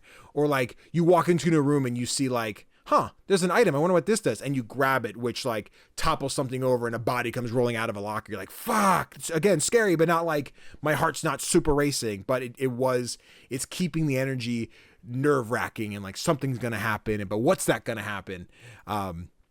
The demo probably took me about 30, 40 minutes or so. The one thing I think got a little, not weird, but wasn't explained super well, is they give you, if you're playing solo, there's a command button to make your partner do a thing. And the game was just like, yeah, press LB. And I kept clicking the LB and it wasn't doing anything. What I didn't understand is I was supposed to let go of the item because for YouTube watchers, there's a pipe that's spinning. If you pull the lever on the screen, I don't know why I sat here for so long. I was probably answering a text. Move this. If you pull the lever, it stops the pipe. I thought I was trying to make my partner cross the pipe or go into the pipe, but I had to step off so that they would hold the lever so I could go across the pipe. I'm like, got it. My bad. I thought the game was broken. That would have been a little bit nicer of a clarification so I knew what was happening. Because like sometimes there's little animations that show like this won't work. Like you go to like grab a door, like it's locked. It won't happen. I think if the companion had come over, like Scoot, like told me to move so they would try and grab the thing. Like, got it. I'm in the way. because it just seemed like the inputs weren't working. So I'm like, ooh, I'm not really sure. But outside of that, fantastic time. This made me go like, I do need to hop on Little Nightmares 3. Like, I need to play that. I honestly forgot it was even like out. Like, it seemed like one of those kind of snuck in there. I'm like, oh right, I gotta play the third one. And I forget if that also had co-op or if it was, I'm thinking of Reanimal, and Nightmares 3 is also still just solo. There's a moment, as you get to the end, you're going for that last final mission. There's like a little rail cart you have to cross. But you hop on the one side. Once you initiate something that's like a co-op like interaction, the other character will just go do it. If you're playing co-op, of course, you do it together.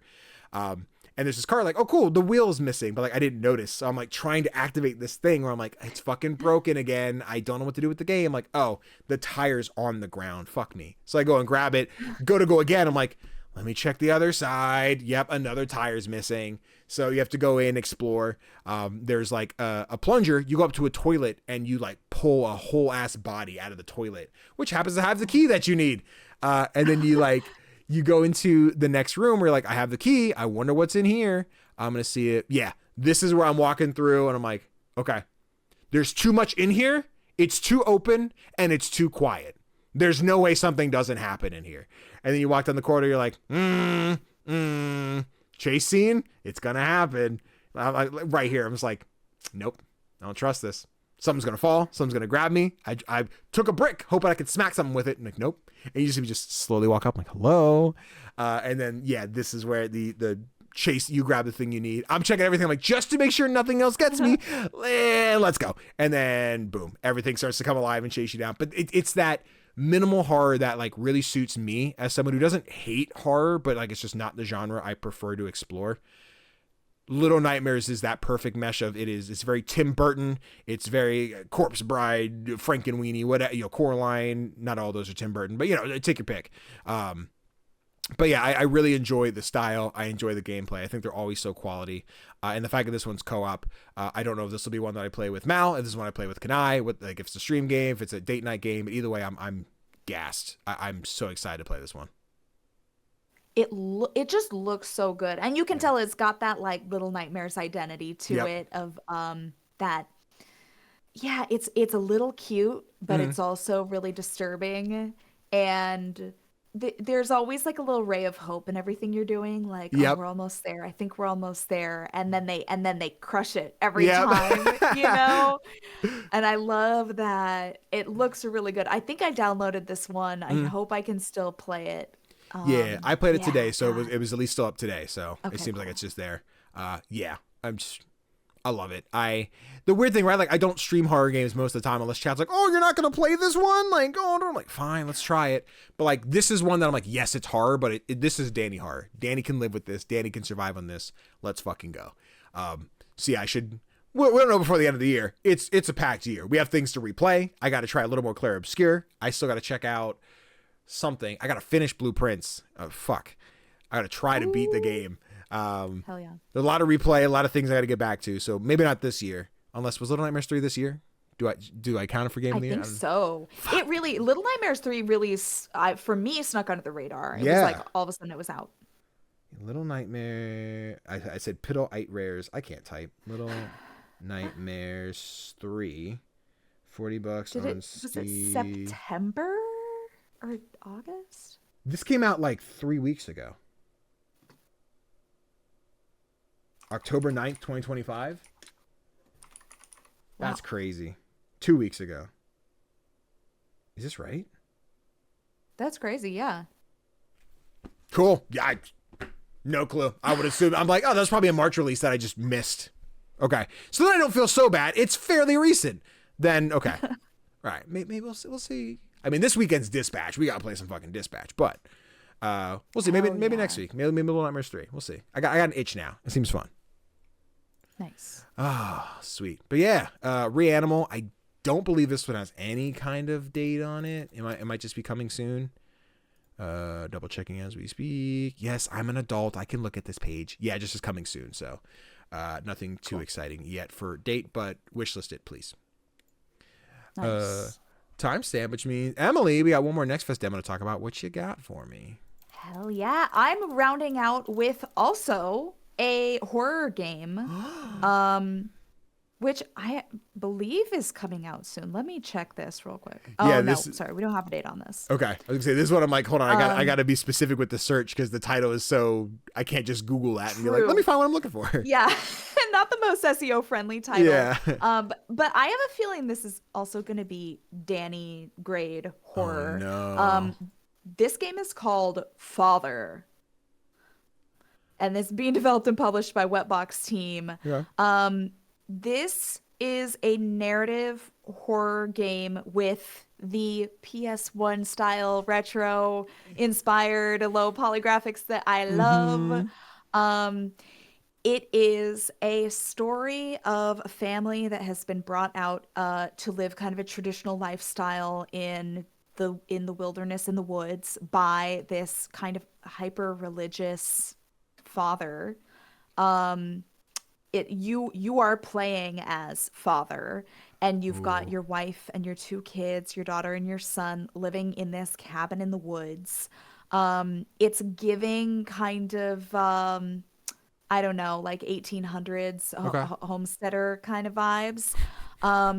I think that story-wise, this is going to feel very similar to Mouthwashing in Yep. sort of how it presents like the unfolding story. And I think that there's going to be a lot. Well, I can say for sure there's a lot more than meets the eye at first as Okay. far as what's going on here.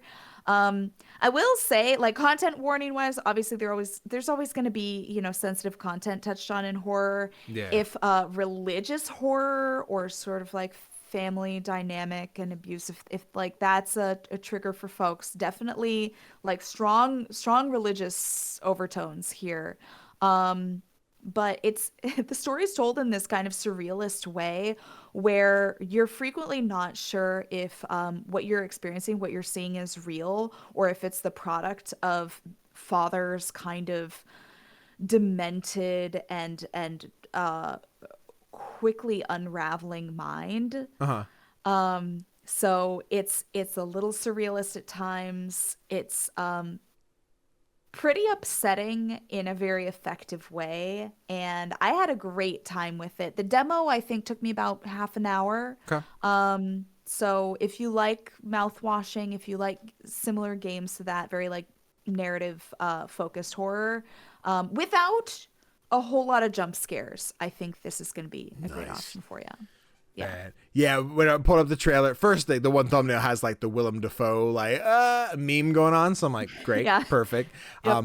But yeah, immediately thought of Mouthwashing. It gives that similar vibe of like we'll have those reveals of like, oh no, this thing happened, or like whatever crazy psychedelic, weird psychological horror stuff will take place. Yeah, I'm gonna say I'm excited. It looks like, it's gonna be, but like, yeah, this definitely seems like one, like when it would drop, I'm like, oh, is this out? All right, team, what are we doing this weekend? We streaming? Let's give it a shot. Like, I think this seems like again, fun is not the word. This seems like a time. So Yeah. Yeah. If you want to be really sad and upset, but maybe, I don't know, learn something. learn something about your religious trauma. Tell us all about what's Yeah. going on with Father. What better way to start a week or, Yeah. spend a weekend? Yeah. Religious A little trauma. introspection. I will put that on the wish list. Damn. Good games. A bunch of good games this year. Let me move Yeah. this. I can minimize this. I can move so much space cleared up. Let's go. But before we move on to what we've been playing, because we have quite a few games to talk about yet, we did want to talk about some other recommendations, other things we played, other games we recommend people check out. You just want to rattle off some that you played, other games quick, and be like, oh yeah, this one was dope, this one was cool. Yeah. Ooh, okay. Shout out to Pancito Merge, which is kind of like Suika Game, but it's got some other new elements to it that I really loved. Suika Game is like a fruit game where you're like merging the fruit together. Yeah. This is similar to that, but instead of fruit, it's all Mexican baked goods like Oh. conchas and stuff, and it will make you hungry. But it's very fun, similarly addicting. Let's see. Beaux Arts, Okay. Beaux Arts is another kind of psychological horror game. I found it really fascinating. It's also low poly, that also kind of like PS1, maybe Yeah. PS2 era graphics. Um, I think it's Ooh. gonna get weird. It's also, I think, not a lot of jump scares, but a lot of building of tension and a lot of weird shit, I think, going Mm-hmm. on there. Um, let's see. High Times, the mood enhancing donut dating sim visual novel was really fun. It's also all voice acted, which I wasn't expecting. Yeah. Um, and then I think lastly, I want to shout out so my like side quest for the last like 3 Steam Next Fests is I try to play all of the Balatro likes that I can find. Okay. And there were a ton. Mm-hmm. And so I actually like have a short list now. Place. Previously I've just been shouting out like all of them in Yep. an article. Now I get to pick the best of the best. And my favorite this time around is called oh shoot, where is it in my list? It's called Blunder World. Wonderworld. And it's like it's the gameplay is kind of kinetic. It's more physics based. It is still kind of a deck building game. But the main gameplay is feels like something between shuffleboard and Beyblades. Oh. And Hold on, you're pull this one playing up. this weird game against all of the lords of the various levels of hell. Whoa. And it was definitely the most creative and also best, like most well crafted Balatro like that I saw in this next fest. Very addictive gameplay, super fun, and also like really clever upgrades and like the roguelike elements, I think, are very creative and well balanced. So I'm excited to return to this when I have time. Damn. God damn it. Yeah. Yeah. Yeah, I'm Listen, so sorry. I got Ball Pit. I I got was worried Slots about and that. Daggers. I Yeah. just, damn. That does look fun. Did I wish list this yet? Wish list. Fuck. And that's in like 2 days. Fuck. I know. I know. I need more hours in the day. Yeah. Guys, what if we push Game of the Year back like 3 months? Just give me a little bit of time. No one else do it. I know someone's already given out their Declare Obscure. I get it. Just wait a little longer. Jeff, I need you to push everything back for us, okay? We gotta play Blunder World. Danny, do you want to hear something really terrible? Maybe. October's over in 10 days. It's fucking nuts. We only it's- have like 2 more months in the year left. Can you? I feel like October just started.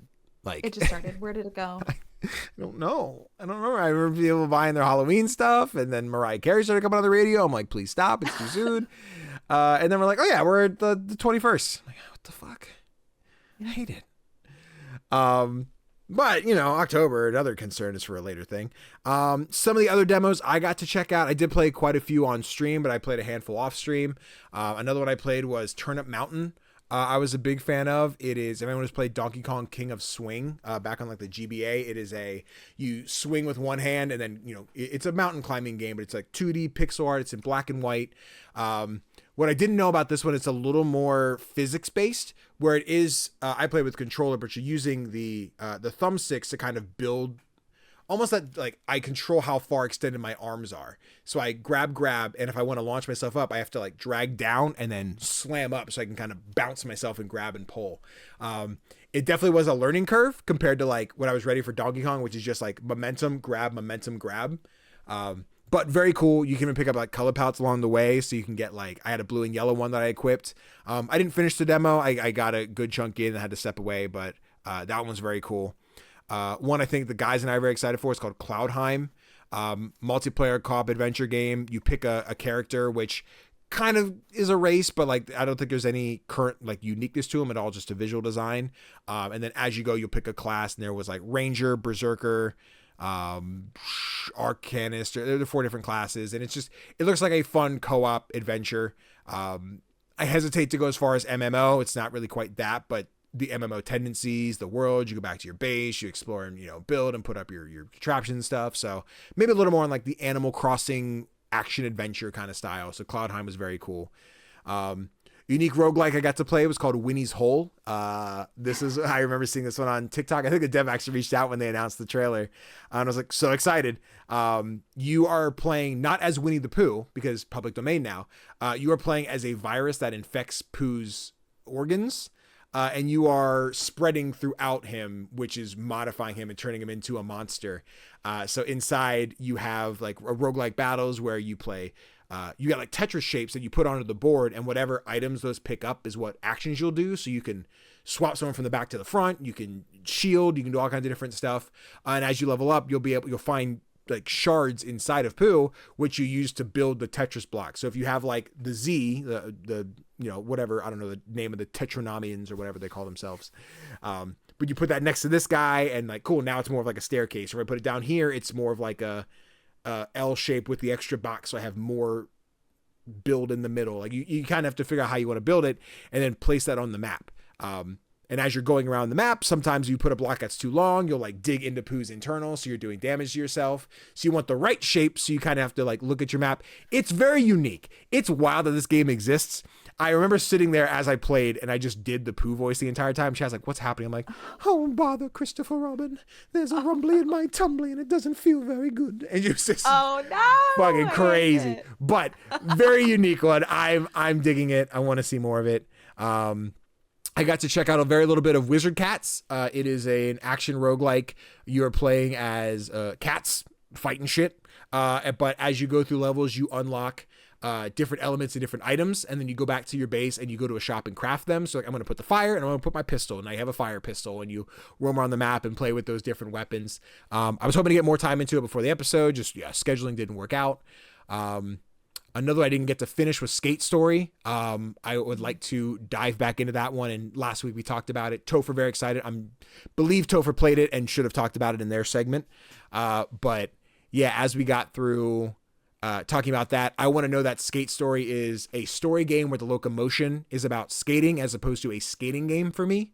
Tony Hawk, those kind of games, not my thing. But if it's just, I'm skating to tell the story, that'll be a lot more up my alley. And the last one I want to mention was called Smash It Wild. I did have a few issues with the demo just because the tutorial was not very clear and I could not quite figure out how to play. But it is essentially a dodgeball / volleyball game where you play as anthropomorphic animals. Turn-based strategy. You'll take a turn, you spike the ball, you damage the enemy. Very Dodgeball Academia in its kind of tone, but pixel art style. You're trying to spike into the floor, like boom, we got our point, we win. I won the tutorial round and the continue button didn't work. So I literally couldn't continue. I'm like, I guess where I'm done. I think I'm finished. But I do love the style, very much a Danny ass game. Once it's a little more fine tuned and maybe the tutorial is a little more here's how you function. Click this to click this. Got it. Definitely something I want to check out again. Yeah. So much Next Fest demo, and I still have 40 here that I did not even touch. So, see if I get around to checking out any of those. Yeah, so many. Yeah. So many. But with that timestamp, which means we're done with Steam Next Fest demos. But guys, listen, we still played quite a few games. So we're on to what we've been playing. Emily, I'll let you go first here because the first game you have on your list, I fucking adore. I love getting to talk about this game, and I want to hear everything you have to say about it. Oh my God. Well, I won't say too much because a couple of these games are ones that are actually going to be featured on No Small Games. And we just recorded our episode about In Stars and Time. Perfect. Which has been on our list to cover for a super long time. But it just hasn't been the right moment quite yet. And we got to have Rachel Watts from the Indie Venture podcast on. And she picked In Stars and Time. This is a time loop turn-based RPG where you are playing as one of an adventuring party that is on their very last day of their quest to save the entire nation from this king that is trying to freeze everybody in time. It is unlike any time loop game I've ever played. It's also unlike any other turn-based RPG I've ever played. The turn-based combat is all based on a system of rock, paper, scissors, which I have to say at first I thought was really stupid. I was like, that's dumb, but I grew to love it. And it's actually really cleverly designed. And I just had a blast. These are the five main characters are some of the most charming and really like fascinating and deep characters in a game that I've played recently. And I just wanted to learn more and more about them, which is a great kind of motivational mechanism throughout the whole thing to keep doing these time loops and try to get closer and closer to the kind of culmination of everything. So it was a really special experience, and I'm glad that we finally got to play it. Yeah, I am so excited to listen to that episode. I fucking adore this game. I got to go on Play Along podcast a while back where we did the Jared picks a game for me, I pick a game for Jared. I give Jared In Stars in Time. Jared gave me Planet of Lana. I fucking adore this game. This was one that I got the review code for. Was this 2024? Was this 2023? It feels like it so was long 2023. Okay. Yeah, I think it was a couple years ago. I remember getting the code, and it was one of those ones like, oh, we got it early enough. I'm like, oh, I have time to play, so I can do like a full YouTube review. Fuck. Oh my God. The nights were like, I put way too many hours into it. Like just not figuring out the time loop sometime where I'm like, oh, I'm just doing this wrong. I could be doing this right. Fucking fell in love with it. I cried so much. It was one of those games where I sat here. The footage doesn't have the audio in it, but it is me sitting here voice acting all the moments and getting all dramatic and everything. Especially, you guys have finished the game for the review, or it was just a... Yeah. Okay, perfect. So the conversation towards the end with Isabeau had me fucking dying, and I'm sitting here acting the whole thing out. I did an audition at one point for an audio drama that just never came out. I was the lead role though, like I would have fucking killed it. But I used Isabeau's dialogue from that for the audition, and if I can find that video, I'd love to share that at some point. It's such a great game. I like sing the praise of it all the time. And in my review, I think I said something. I'm like, people love Undertale. I'm not taking anything away from Undertale. You give me In Stars in Time versus Undertale, I'm taking it 10 times out of 10. I love In Stars in Time so much. It's so great. Just for the characters, I love them. I feel like I know them. I feel like they're real friends now, you know? Yeah. Oh, it's such a fun time. Such a good one. I've been planning to pick it up on PlayStation again. Just like, do I get the platinum? I don't know what the trophy list looks like, but I would like to just play it again and do it. Yeah. Team. In Stars in Time. What a banger. Timestamp over here. What else? What I put on my fucking list? What did I talk about? Oh, yikes. Hey team, Ball Pit. Ball Pit exists. It's a time sink. I hate my life right now, but I love my life right now. I did get a key from Devolver Digital, so huge shout out to Devolver for setting me up with a key. They're my friends now. I can remember a year ago I was like, Devolver doesn't fucking give me the time of day, and now they think I'm cute. So here we are. But Ball Pit is a Vampire Survivors meets Brick Break kind of game. The brain tingles so much, just everything happening. It's so much fucking fun. You'll start the game. You pick your character. Sorry, this trailer is chugging. It's okay, YouTube. We're fine. We're here. You pick your character, you get dropped into the world, and then you start killing enemies.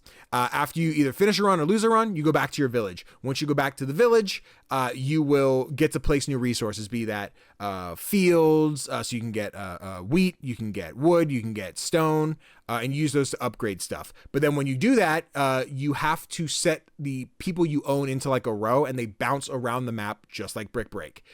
So if they don't quite collect everything you need and you don't have enough resources to upgrade your stuff, you got to do another run. So you do another run to get more money so you can come back, do another day, harvest more resources, put more facilities out so you can upgrade your characters more. And sometimes you get buildings that give you more new characters. You're like, oh, I unlocked the twins. Like, now I need them, but I need to hit this thing 6 times. Oops, I only hit it 5. I can only harvest once today, so let me go do another run. So there's things that incentivize you not just do another run because like, oh, I'm having fun. Like, obviously I'm having fun, but like, it's not just do another run to do another run. It is, I'm going to unlock more resources. I'm going to get new characters. I'm going to complete this facility that's going to give me increased damage on the ball, on freeze, on whatever. Just like Vampire Survivors, if you mix 2 items, like, oh, I have, there's a vertical and a horizontal laser. You pick those up, they turn to this like angelic god ray that just shoots every fucking direction when it hits something. There's Blizzard, which I think is wind and ice, lightning and ice. And when it hits something, it in like a 9 square space, it freezes everything for like 3 or 3 to 10 seconds, something like that. It's the Balatro ring-a-ding-ding. My brain is picking up everything that's happening, and it feels really good inside gameplay loop. It's so much fun. It's so much fun. I have this. Slots and Daggers comes out in 3 days. I don't know why it's recommending Darman again. Just play the Ball Pit trailer. Please play Ball Pit. It's really fun. This is one I'm so scared of. I haven't picked it up yet, and I'm so scared because I'm like, oh no, I'll lose my mind. Yeah. Only play this. Yeah. I'm trying to make it my Steam Deck game where I'm like, I'm not gonna play it on my computer. Nice. I haven't captured any footage yet, but I think as I get to Game of the Year time, whether it's honorable mention, top 10, whatever, I need to have footage, so I should capture footage. That's just going to be a long-ass night where I never get anything else done. But if I'm like, put on the Steam Deck, grab the controller, go to bed, you know? But, yeah, it's very fun. Very fun. Oh, looks great. I think friend Rogan on Instagram, probably Instagram, Rio, and TikTok made it out, but then... Rogan made a video, then DQ Roman made a video reacting to Rogan's video, and it's a funny ass video. It's a reaction of like, don't listen to this motherfucker. He's here to, it's a scam. He's gonna get you. And it sounds like he's calling the game out. He's like, you're gonna lose every fucking second of your life when you pick this up because you can't get shit done anymore. You go out there, you're like, oh, I didn't go to work because I'm too busy playing fucking Ball Pit all goddamn day. It is so funny. Yes, this game is great. Devolver made their post of like, hey, we sold 100,000. By the time I saw that, they'd already sold 300,000. I'm like, yeah, good. Good. Nice. Hell Keep yeah. playing Ball Pit. Oh my god. Oh my god. I gotta resist. Give it. 2026. Start the year off strong. You got it. Yeah, it'll be my January game. I'll just immediately crash and burn all of my New Year's resolutions because I'm doing nothing but Ball Pit. Just went for bed. Take a Steam Deck. You got it. Alrighty. So Ball Pit. What else you got for me? What else you been playing? Oh man, I guess so instead of Ball Pit, my like addiction game that I chose for this fall is Cloverpit, which I have been looking forward to for so long. Thank you to future friends for the key. This is so my thing is I've been really obsessed with Balatro likes. Of course, aren't we all? Aren't we all? I love that we're getting to witness the birth of a brand new genre. Yep. And just to see what different devs are doing with it. Cloverpit is the kind of sick and twisted like horror cousin of Balatro, where you find yourself trapped in a steel prison cell, basically, with a slot machine, an ATM, and a voice from a speaker telling you that you have to repay your debts by gambling. I think that the roguelike elements are very, very well thought out, considering randomness is such a big factor in like by nature of, using a slot machine. Yeah. You have to factor in this randomness, but you don't want it to feel completely unfair. So it is a very different strategic experience from playing Balatro because you can't card count, right? You can't quite rig the system in that same way. There are plenty of synergies, and you do kind of feel like you're breaking the game at times, but it's in a very different way. And the game is very tongue-in-cheek, like there is a lot more lore, which I think is the one thing, if I was going to pick out one thing that I think that Balatro is missing, it's that there's just not a lot of lore going on. There's some interesting stuff when you look at like individual jokers, but there's not much of a story. And I love that Cloverpit has this weird kind of disturbed like scenario that you're in, and there are kind of, things to speculate about and uncover and ponder. So I just love that. The slot machine, it's so colorful and fun. And when the numbers go big, they go really big, and it's very exciting. So I'm obsessed. I think it's brilliant, and it's just been really exciting to see how well the game has done on social media and to see how successful the devs have been. It's a very small team working on this, and I think they never expected to find as much success with Cloverpit as they did. And so I think it's awesome. Love it. I've put a little bit of time. I also got a key, so thank you, future friends. I've only put maybe 2 or 3 hours into it, where I beat like, I don't even know, the first area, the first like, yeah, I got my first set, whatever, you know. I did fairly decent. You were right where it is the like there's still the randomness to a slot machine where I was like, this thing's gonna happen. And the one time where it's like, you got all lemons, I'm like, that one felt like you were pitying me. That felt where I was like, I was doing really bad, and you said, this guy's gonna lose again. Give him all the lemons so we can fucking do something. I'm like, thank you, I appreciate it. But yeah, another ring ding ding, numbers make brain feel good moment. Like, I really like what I've played at Cloverpit. I'm still trying not to keep playing the demo for slots and daggers, but it's like, I really want to keep going so bad. But yeah, you had meant the Balatro likes is great, because like, I feel like Balatro was the first. There's probably something else that did it. I know anytime we talk Balatro, Tofr brings up Dungeon of Degenerate Gamblers, where like that would have been announced, and then all of a sudden Balatro came out, and it was same vibe but not the same game, and Balatro got all the attention, and Dungeons of Degenerate Gamblers is very fun. But yeah, like the if this takes people out of the casinos to go gamble at home and not actually lose their money, bet. Let's keep going. Right? Keep doing it. Yeah. Totally agree. Totally agree. And I think this is a really fun it clearly is demonstrating the dangers of gambling, right? And I love that because in my personal life I'm very against it. So it is very ironic that I'm obsessed with this of all things. Yeah. But God, it's fun. So, fucking Cloverpit. Another one. I feel like I needed to have a slot when I do my top 10. I'm like, this is the Balatro spot. Everything's here. You want your ball pit. You want your slots and daggers. You want your Cloverpit. You want your, what else came out this year? There's another one, I'm sure. There's probably like another 15. Oh, I'm positive. But, yeah. Oh, we love our fucking ring-a-ding-ding games. I love that ring-a-ding-dings become, you're like, I know what you mean. That's how I describe Balatro. Yeah. Oh, bet. Timestamp on that. I'm trying to see, do we have any other Balatro ones? No, but we do have some bangers. I did a short stream last night as of recording. I had some other things to do, so I was like, let's stream for an hour. I played a very short horror game called The Deadseat. Emily, you popped in at one point. You're like, the fuck is happening? I'm like, I don't know. It was wild. It's scary. Was wild. Somebody in chat recommended this one to me. So essentially, you are playing as the kid sitting in the back seat of the car, driving home late at night, and you're trying to play on your DS. All the while, you have mom and dad up front who are fighting about stuff. Mom invited grandma to stay at your place, and dad wasn't about it. We should have talked about this first. And while you're trying to ignore the adult arguments, you are playing the game on your phone or on your DS. What's happening in the game is also happening in real life. So you're picking up barricades that get set up in the car. You're picking up bear traps that are set up on the back seat. And then in between exploring a level, you have like a driving level where on the DS, you are dodging left and right, very Temple Run style, to collect gas to keep your car going at night. All the while outside the DS, you have two side windows and a back window you have to watch. And the game tests you, like, if you hear like scratch on the right ear, he's over here. Left, if you hear the like trickle, he's behind you.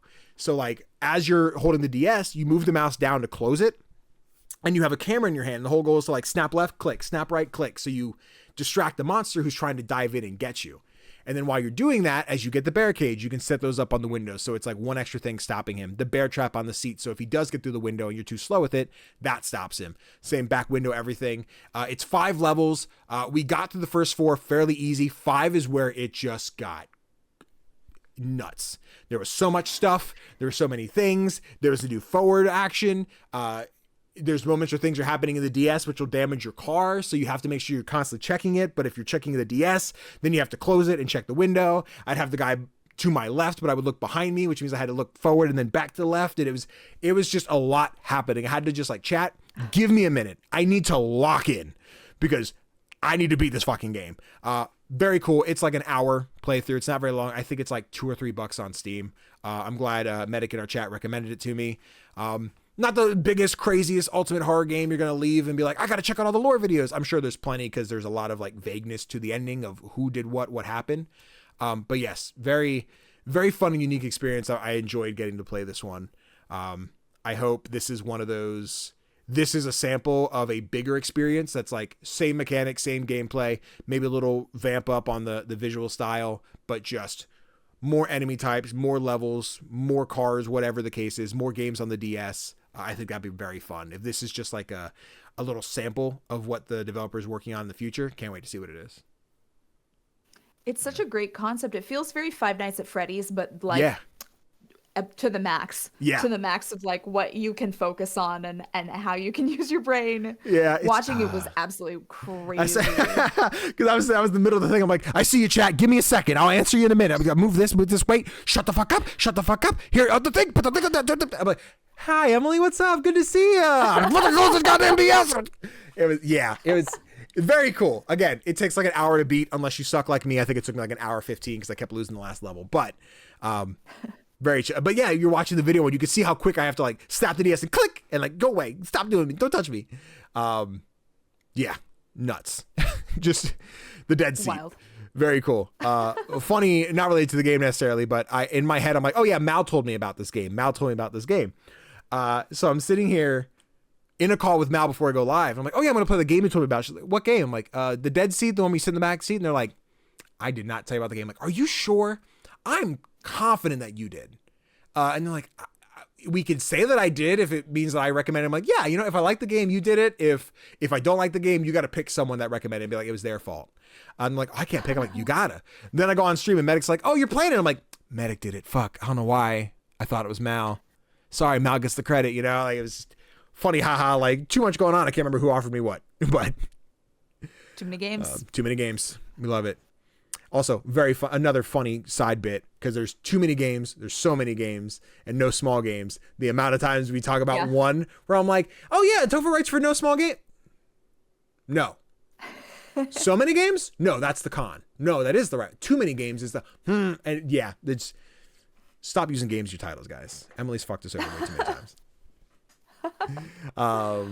But yes, boom. The Deadseat. Check it out. What else you got for us? I will continue with the horror vibes. Cool.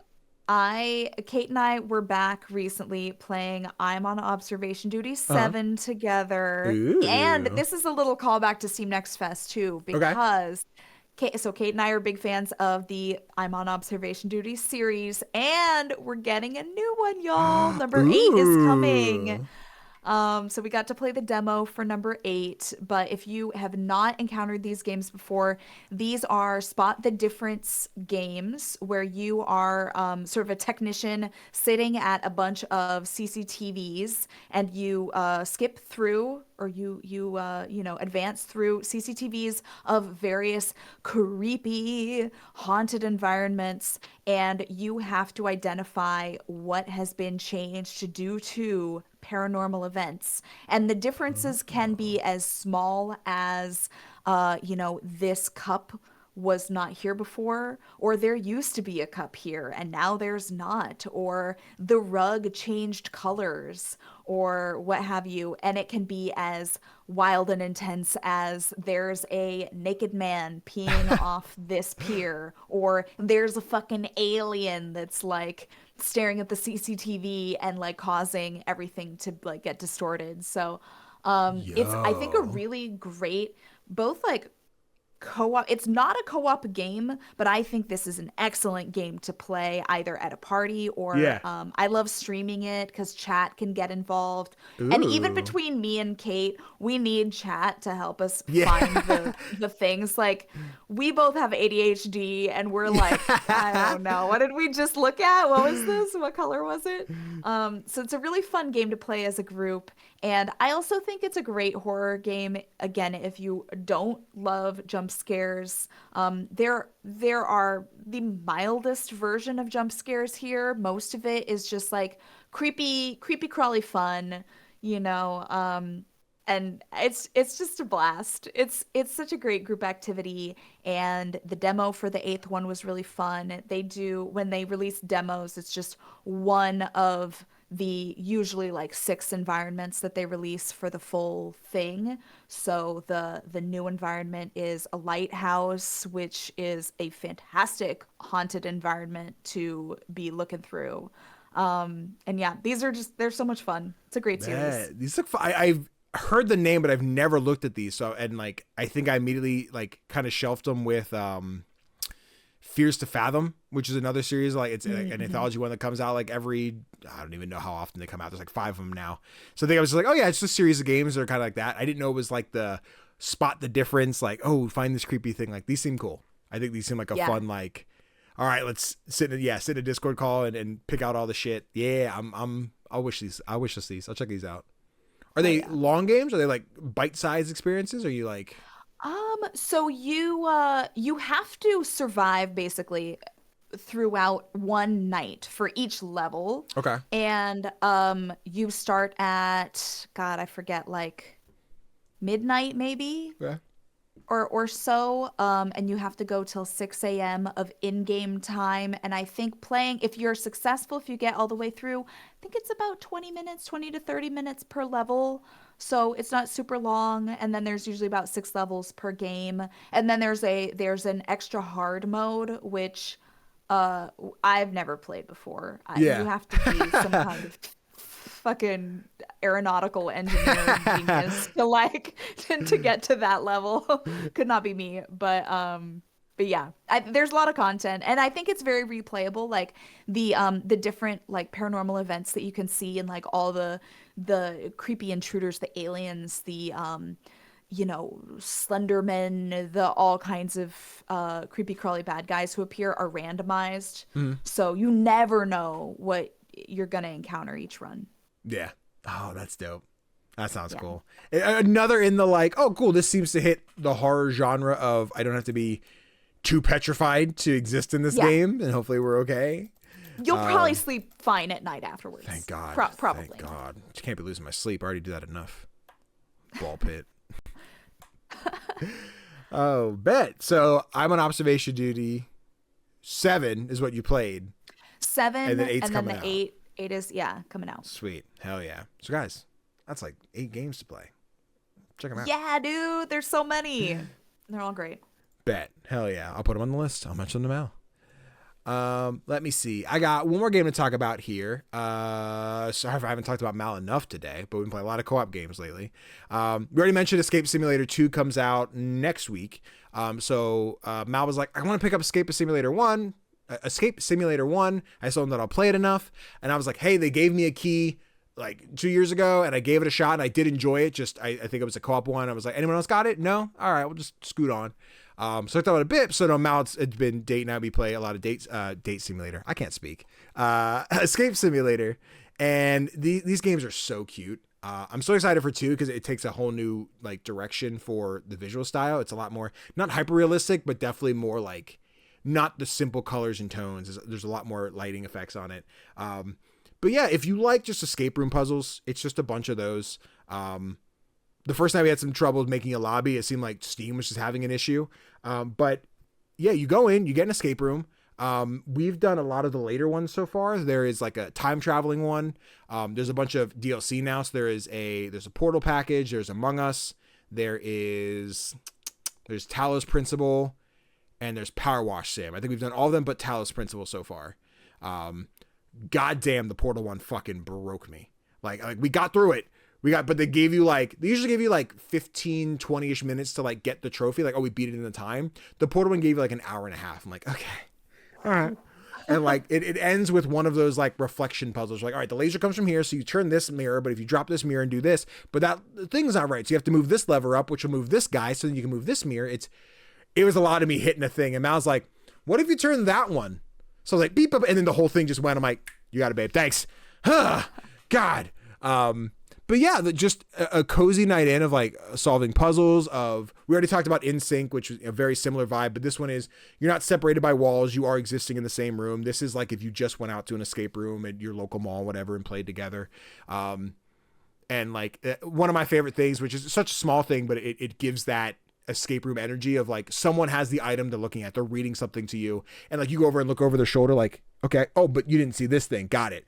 If someone's holding it in their hand and looking at it, you can click on it to like, okay, there's this, and someone's solving a puzzle box, you can be like, okay, but that one should be, I think that should be 5, and then you turn the thing, oh cool, and then if we do this and switch this one, so there's that realism of like, I can see what you're working on and you're doing it wrong, let me help you, as opposed to just like talking it out and being like, I'm not sure, or the amount of times I'm like, Mal, I have no idea. Here, you take this thing, I'm gonna go fucking play in the dark room and see if I can figure out the photographs and put the right potion in the thing and do whatever.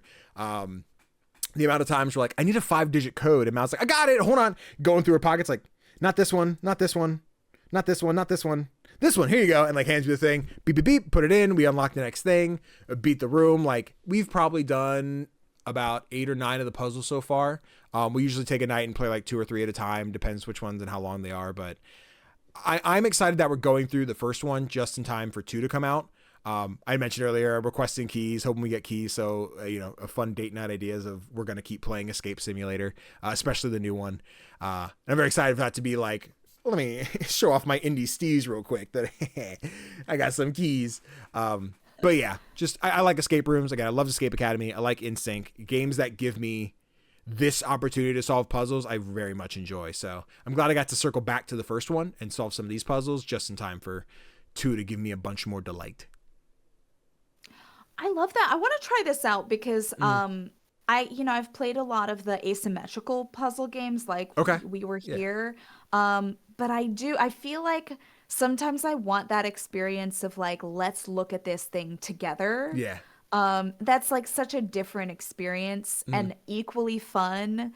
And I think that's really neat. I like escape rooms, but it's so hard to get the right group of people together. And like, when you have friends all over the world, it's really hard to like physically get to go to one. So I love that games like this exist that give you that same really like tactile experience that you can have together with people, but online, virtually. So cool. I love that. It's fun. And then, you can customize your character. Not that you get to see it until like the victory screen, but like we both load in and Mal and I have like the same character. It's the same white girl. It's the same blue haircut. It's the same default outfit. I'm like, oh, I could change my clothes. I changed in the astronaut one. We're like, we're the same character, but now I'm an astronaut. And it's silly because I'm watching Mal run around and like, if for video watchers, just the basic like outfit on the right.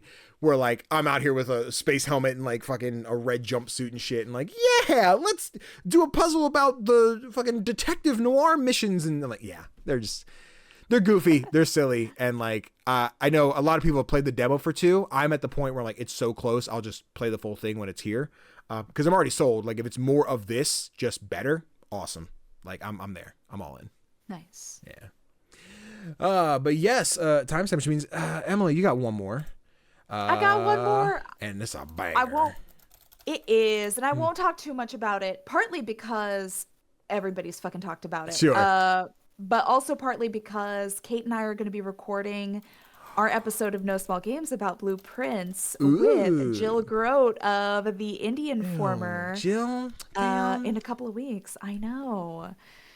But I've been playing blueprints. It's funny, I've actually been playing since April.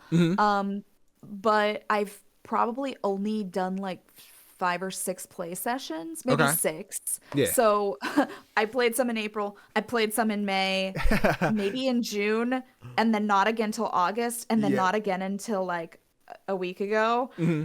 So it's been really weird to like load back into the game each time and go like, let's see how much I remember now. Yeah. And I've got, my little notebook and stuff. But I'm like looking at some of my notes like, okay, interesting. I don't know what this means actually. Yeah, what did I write down? But this is, I don't want to like jump the gun on this, but I think this might be my favorite game of 2025 thus far. Like I love a puzzle game. I love a mystery game. I love a roguelike. And this is my kind of favorite kind of all of those. The thing that I like to point to as why for a puzzle game and an investigation game, this is so perfect for me is that when you walk into a room, and I do this with escape rooms too. You walk into a room and you start to look around. You're like, wait, something's funny about this. Something's off about this. I wonder if this is a clue.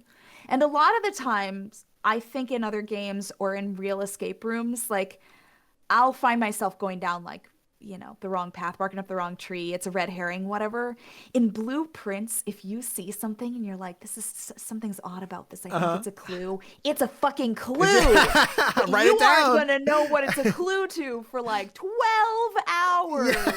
So I adore that. I think it's like a masterpiece. I cannot even fathom how they made it. Like the brains, the size of the brains to make this game and put together all these puzzles, all the lore. The story is fascinating, and I just, god damn, Yeah. I love Blueprint so much. This might be one, it might exist and I don't know, but like if there's a no clip documentary of like, I want to see the office in which this game was made. I want to see the cork board that's on the wall behind with the red string. It's just like, this safe is going to have the password across this room, but to get this room, you need to activate the locksmith, and get the locksmith, you need to like how that all works. Cause as I keep going through, I'm like, I know I have so much stuff and I'm missing stuff. Mal loves her puzzle games. So like they've played so much of this, and they'll have nights in their like private Discord call, like another friend group, and they're like, we're all playing Blueprints and we're going crazy. I'm like, y'all keep talking about Blueprints. I do need to get back to it before Game of the Year anyway. So I think I started playing again last week. And I was like, do I start over because I forget what half the shit does? Or do I just like full send, like, let me remember what this is? And I'm like, let's keep going, keep trying. Yeah. I had like 4 or 5 just like, dead end, you suck. I'm like, damn it. I hope I was so close to the end. You keep giving me corners that go into my walls, and it didn't work. But yeah, it was such a... When it dropped and I heard everyone singing the praises, I'm like, I'm going to get to it this weekend. I'm excited. I still loved it. I didn't love it the way the rest of the world did. And it's not that I had like any beef with it. I'm like, oh, it's not even fun. Like, it's very fun. It's very addicting. I just don't think it didn't Balatro me, it didn't, Claire Obscure. It didn't In Stars and Time me, but I'm like, this is awesome. I definitely think like, when we talk about roguelikes and, you have Hades and so many people recreate the Hades formula and like, oh, but if we go to this mythology or this setting or da-da-da-da, like that's not an easy thing to do, but that's an easy direction to take of like, let's just recreate Hades, where someone's like, what's something where the premise is I die or I lose and I go again. And how can we like improve that? How can we make something unique? And then Blueprints is like, you are building a house room by room. The rooms are your roguelike element, and then you're getting different aspects, different puzzle things. I'm like, this is so cool. This is such a unique thing, and I love that this exists. This, like, I want more, not necessarily Blueprints likes, I don't want a bunch of mansions, a bunch of rooms to build, but something that builds off of, maybe the building a dungeon type deal, right? Like maybe if there's like a Blueprints Dungeons and Dragons edition that's like, building your map or doing whatever. I'm spitballing, but I do like the uniqueness of this type of roguelike. It's great. Yeah, and I think the level of risk that they took in trying to both tell a story and also offer these puzzles across different rooms when you don't even you're not guaranteeing to the player that they're going to encounter those rooms. Right. That's a lot to ask of people, and I think it was really risky, and they just nailed it. I think obviously not everybody loves Blueprints. I've heard from a lot of folks that it just didn't hit for them, or there are moments where it can be really frustrating because of that level of like RNG that you have to rely on. There are moments where you go in and you're like, I know exactly what I need to do, and you just get unlucky and you're like, fuck, I gotta start over again. Yep. So there can be frustrating moments, but I think that they took a big risk and a big swing and like really nailed it in this very challenging format that they decided to use. It's really wild to me. Cracked it. It's so good. And then like, I think about the runs where I'm like, dude, I put down 4 doors. I saw 50 steps, but I can't go anywhere. Yeah. Call it a night. Call it a day. We'll try again. Yeah. Like those are the ones I'm like, I could keep walking around. I could try and find something. No. I got my item from here. I fucked up the puzzle in this room. I did the dart puzzle for the 9th time. All right. Runs over. Start over. All right. It's fine. Yeah. Blueprints is so cool. And again, it's so weird. That was this year. That feels so long ago now. This year, you're right. This year's been 3 years. It's nuts. Yeah. Indies, man. So fucking many good ones. Yeah. Guys, go play Blueprints. I think it's still on PS Plus if you have PlayStation Plus Premium or higher. And I don't know if it's on Game Pass or not, but if you're spending $30 a month on Game Pass, good for you. Good for you. Yeah. Bet. So let's see. That's all the games we had to talk about. So let's jump into the indies releasing this week as we try and blitz through the rest of this episode. This is for the week of October 23rd through October 29th. Buckle in, team. On October 23rd, we have the Lonesome Guild. Yeah, Lonesome Guild on PlayStation, Xbox, and PC. We have Dreamed Away on PC. We have Power Wash Simulator 2. That's this fucking month. God damn it. Power Wash Simulator 2 on PlayStation, Xbox, Switch, and PC. We have Fading Serenades? Sounds wrong to me. It's fine. On PC, we have Bounty Star on PlayStation, Xbox, and PC. Painted in Blood on PC and Early Access. We have Hyperbeat on PC. We have Serpent at the Vernissage on PC. October 24th, we have Dead Finger Dice on PC. We have Super Fantasy Kingdom on PC. We have Slots and Daggers on PC. And then we have Walk of Life on PC and Early Access. And then to round out the week, October 27th, we have The Seance of Blake Manor on PC. We have Deck Tamer on PC. And then we have Escape Simulator 2 on PC. Big week. Hi, Pupper. How are you doing? She's making all kinds of gross sounds, so I needed it. I'm like, good Lord, please. It's all good. This is the clickbait we needed. We have a dog in the episode, guys. Yeah. Anything on that list that's like screaming you're gassed to play or looking forward to? Oh man, the Lonesome Guild is one that I saw in a showcase. I couldn't tell you which one. But it kind of dropped off my radar, and now I'm like, I gotta block out some time for it because it looked really interesting. It looked very clever, and I do love a game where you're a bunch of cute little animals. Yeah. So it looks good. I'm also I played the demo for Dead Finger Dice whenever it was in Steam Next Fest. That might have been June. And it is it's similar to Balatro. It's adjacent to the Balatro likes. And kind of similar to Cloverpit as well. Yeah. You're playing high stakes, I forget if it's poker or blackjack, against billionaires on a yacht. Okay. And you're using your own fingers as your betting chips. Ooh, fun. Okay. Yeah. So it's very of the moment. It's very anti-capitalist. It's obviously very anti-billionaire. Yeah. And I thought it was really interesting. I thought the gameplay was really good. My one thing was, and it's all black and white. It's all pixel art. Mm-hmm. It's not like hyper realistic whatsoever.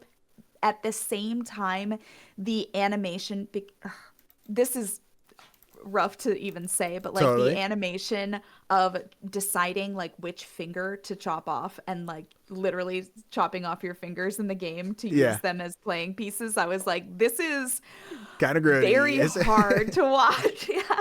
Yeah. But good game. Hell yeah. I have to check that one out then. I just wishlisted. I hadn't seen that one. I feel like everyone's excited for Power Wash Simulator 2. That feels like a weird one to be like, of course I'm excited for it. I will probably not get to it anytime soon. I think that's one I'm like, I know what I'm getting into, and I will totally, when I need that vibe, I'll get to it. But I think with the time left in this year, I'm just staring at this list, and as great as this list looks, I just keep looking. October 24th for Slots and Daggers. It's got its hooks in me. The hooks, the slot machines, the everything. I did our first like Steam Next Fest, like check out these demos, and I'm like, we got like 30 minutes, let's just check out the Slots and Daggers. I'm like, guys, I'm gonna end stream, but I'm still going. Hop into a call, chatting with friends. They're like, what's up? I'm like, Slots and Daggers. Slots, spin it. Damn it, I didn't get the thing I needed, but I could do it this time. I can do it this time. It's gonna be a short run. Yeah. It's a dangerous time to have something so addicting, and I think again that's from the team.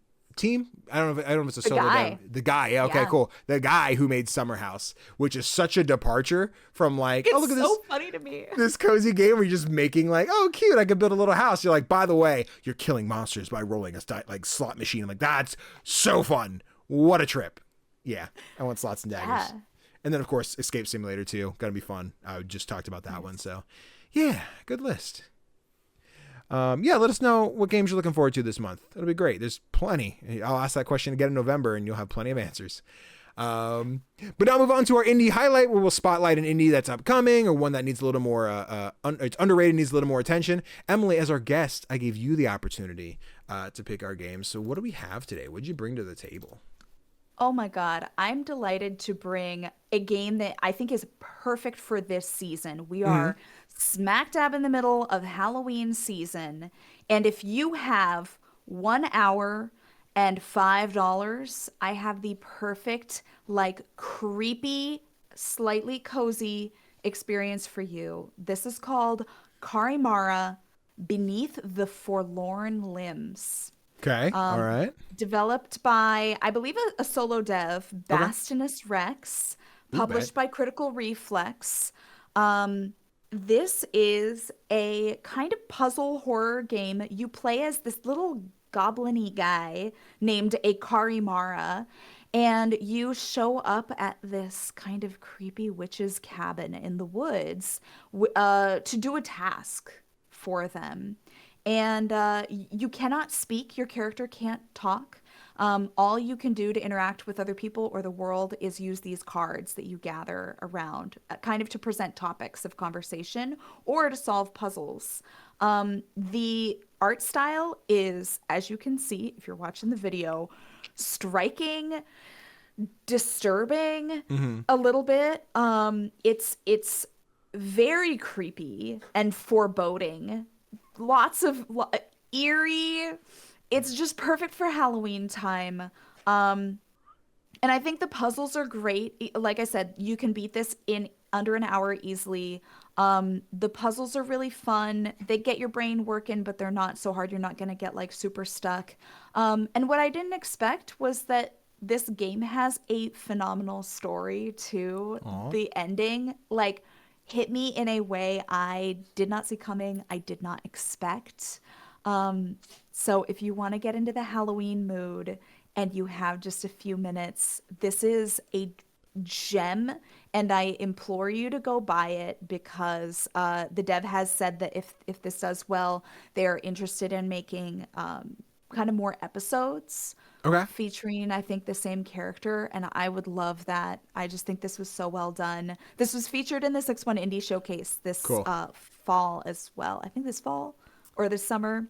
One of them. Those guys do so So much. it's 6-1 Indie Blessed, which, means it's great. And yeah, God, I adored it. I was excited for it. When I went in, I left singing its praises. Hell yeah. So.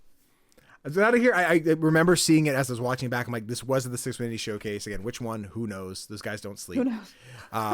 But yeah, I'm like remembering looking at it and thinking like, there were a bunch of inscription likes in that showcase, and this is one that gave me that same vibe. And I'm also looking back, I'm like, also very grun in the visual style. Yes. So I'm like, yeah, that those putting grun and inscription together, I'm like, yeah, that sounds great. That sounds awesome. And then hearing that is such a short experience and inexpensive as well, like, yeah, this seems like what I definitely want to try and slip in there before Game of the Year conversations, and hoping as we get to like the Indie Game Awards and seeing the diversity of what's nominated and be like, yeah, I played that one. Fucking vote for that shit, guys. That shit was good. Yeah, I hope that this gets nominated because it's really, really special. I was stunned, and again, I was like really excited. This was one of my favorites from that showcase. Yeah. And it just really exceeded my expectations. Yeah. So. Oh, let's go, guys. Carimara on Steam, out now. Pick it up, or you're a square, kind of a dork, a nerd. It's on my wish list. Let me put it in the cart while I'm at it. Continue shopping. Okay. Thanks. Perfect. Time stamp, which means Emily, it's been 2.5 hours and we can finally wrap this bitch up. Thank you so much for joining me. If anyone here is watching and they're like, I enjoyed Emily enough, I want to stick around and see what else you got to say. Where can they find you? What platforms? What are the socials? Hit them with everything you got. Yeah, absolutely. Thank you first. Thank you, Danny. And thank you, Tofr, in the ether. I appreciate you for having me on. This has been so much fun. I'm a big fan of the show. If you would like to find me online, I'm on Blue Sky a ton. Love Blue Sky as a specific egg. I'm also on Instagram as a specific egg, and I stream on Twitch usually 2 to 3 times per week. I'm pretty much always streaming an indie game and often streaming games for the podcast. So go check me out there, twitch.tv/a specific egg. And then you can go find No Small Games on all the major podcasting platforms. and many I've never heard of, many of the minor ones as well. We publish episodes bi-weekly on Thursdays, and then we do an indie game roundup once a month where rather than doing like one deep dive on a game, Kate and I just unleash our conversations about all the games we've been playing, kind of like today. So those come out regularly, and then we also publish reviews and other articles on nosmallgames.com. You can also find all of our episodes on nosmallgames.com as well. And I think that's it. Perfect. Guys, show some love to A Specific Egg and No Small Games. Love them. Glad we got to finally do something together. Eventually, we'll get the four of us. It'll happen. Who knows what, when, and where, but, you know, we'll do it. It'll happen. Oh, yeah. Hell yeah. Guys, thank you so much for watching. Don't forget to like the video, leave that 5-star review on audio platforms. You only got to do it the one time, and you've done your job, so I'll stop bugging you about it. But you're going to hear me tell everyone else to do it, so please leave that 5-star review on Spotify, Amazon, wherever the fuck you're listening. And then, of course, quick reminder, Monday night, twitch.tv/rediscoveryrpg, roll for wishes. I'm going to be a cat in a Scooby-Doo Dungeons & Dragons game. Come show some support, donate to the cause, and then if you can't make that one work, hey, Extra Life is a couple weeks after. Come show some love there and watch us smash eggs on each other and probably pay, hopefully, Lego Party. I'd like to do some Lego Party. That one was very fun. I'd like to do that for the stream. But I digress. You guys are beautiful and lovely. Tofr should be back with us next week. I know you guys miss our lovely little man. It's going to be great.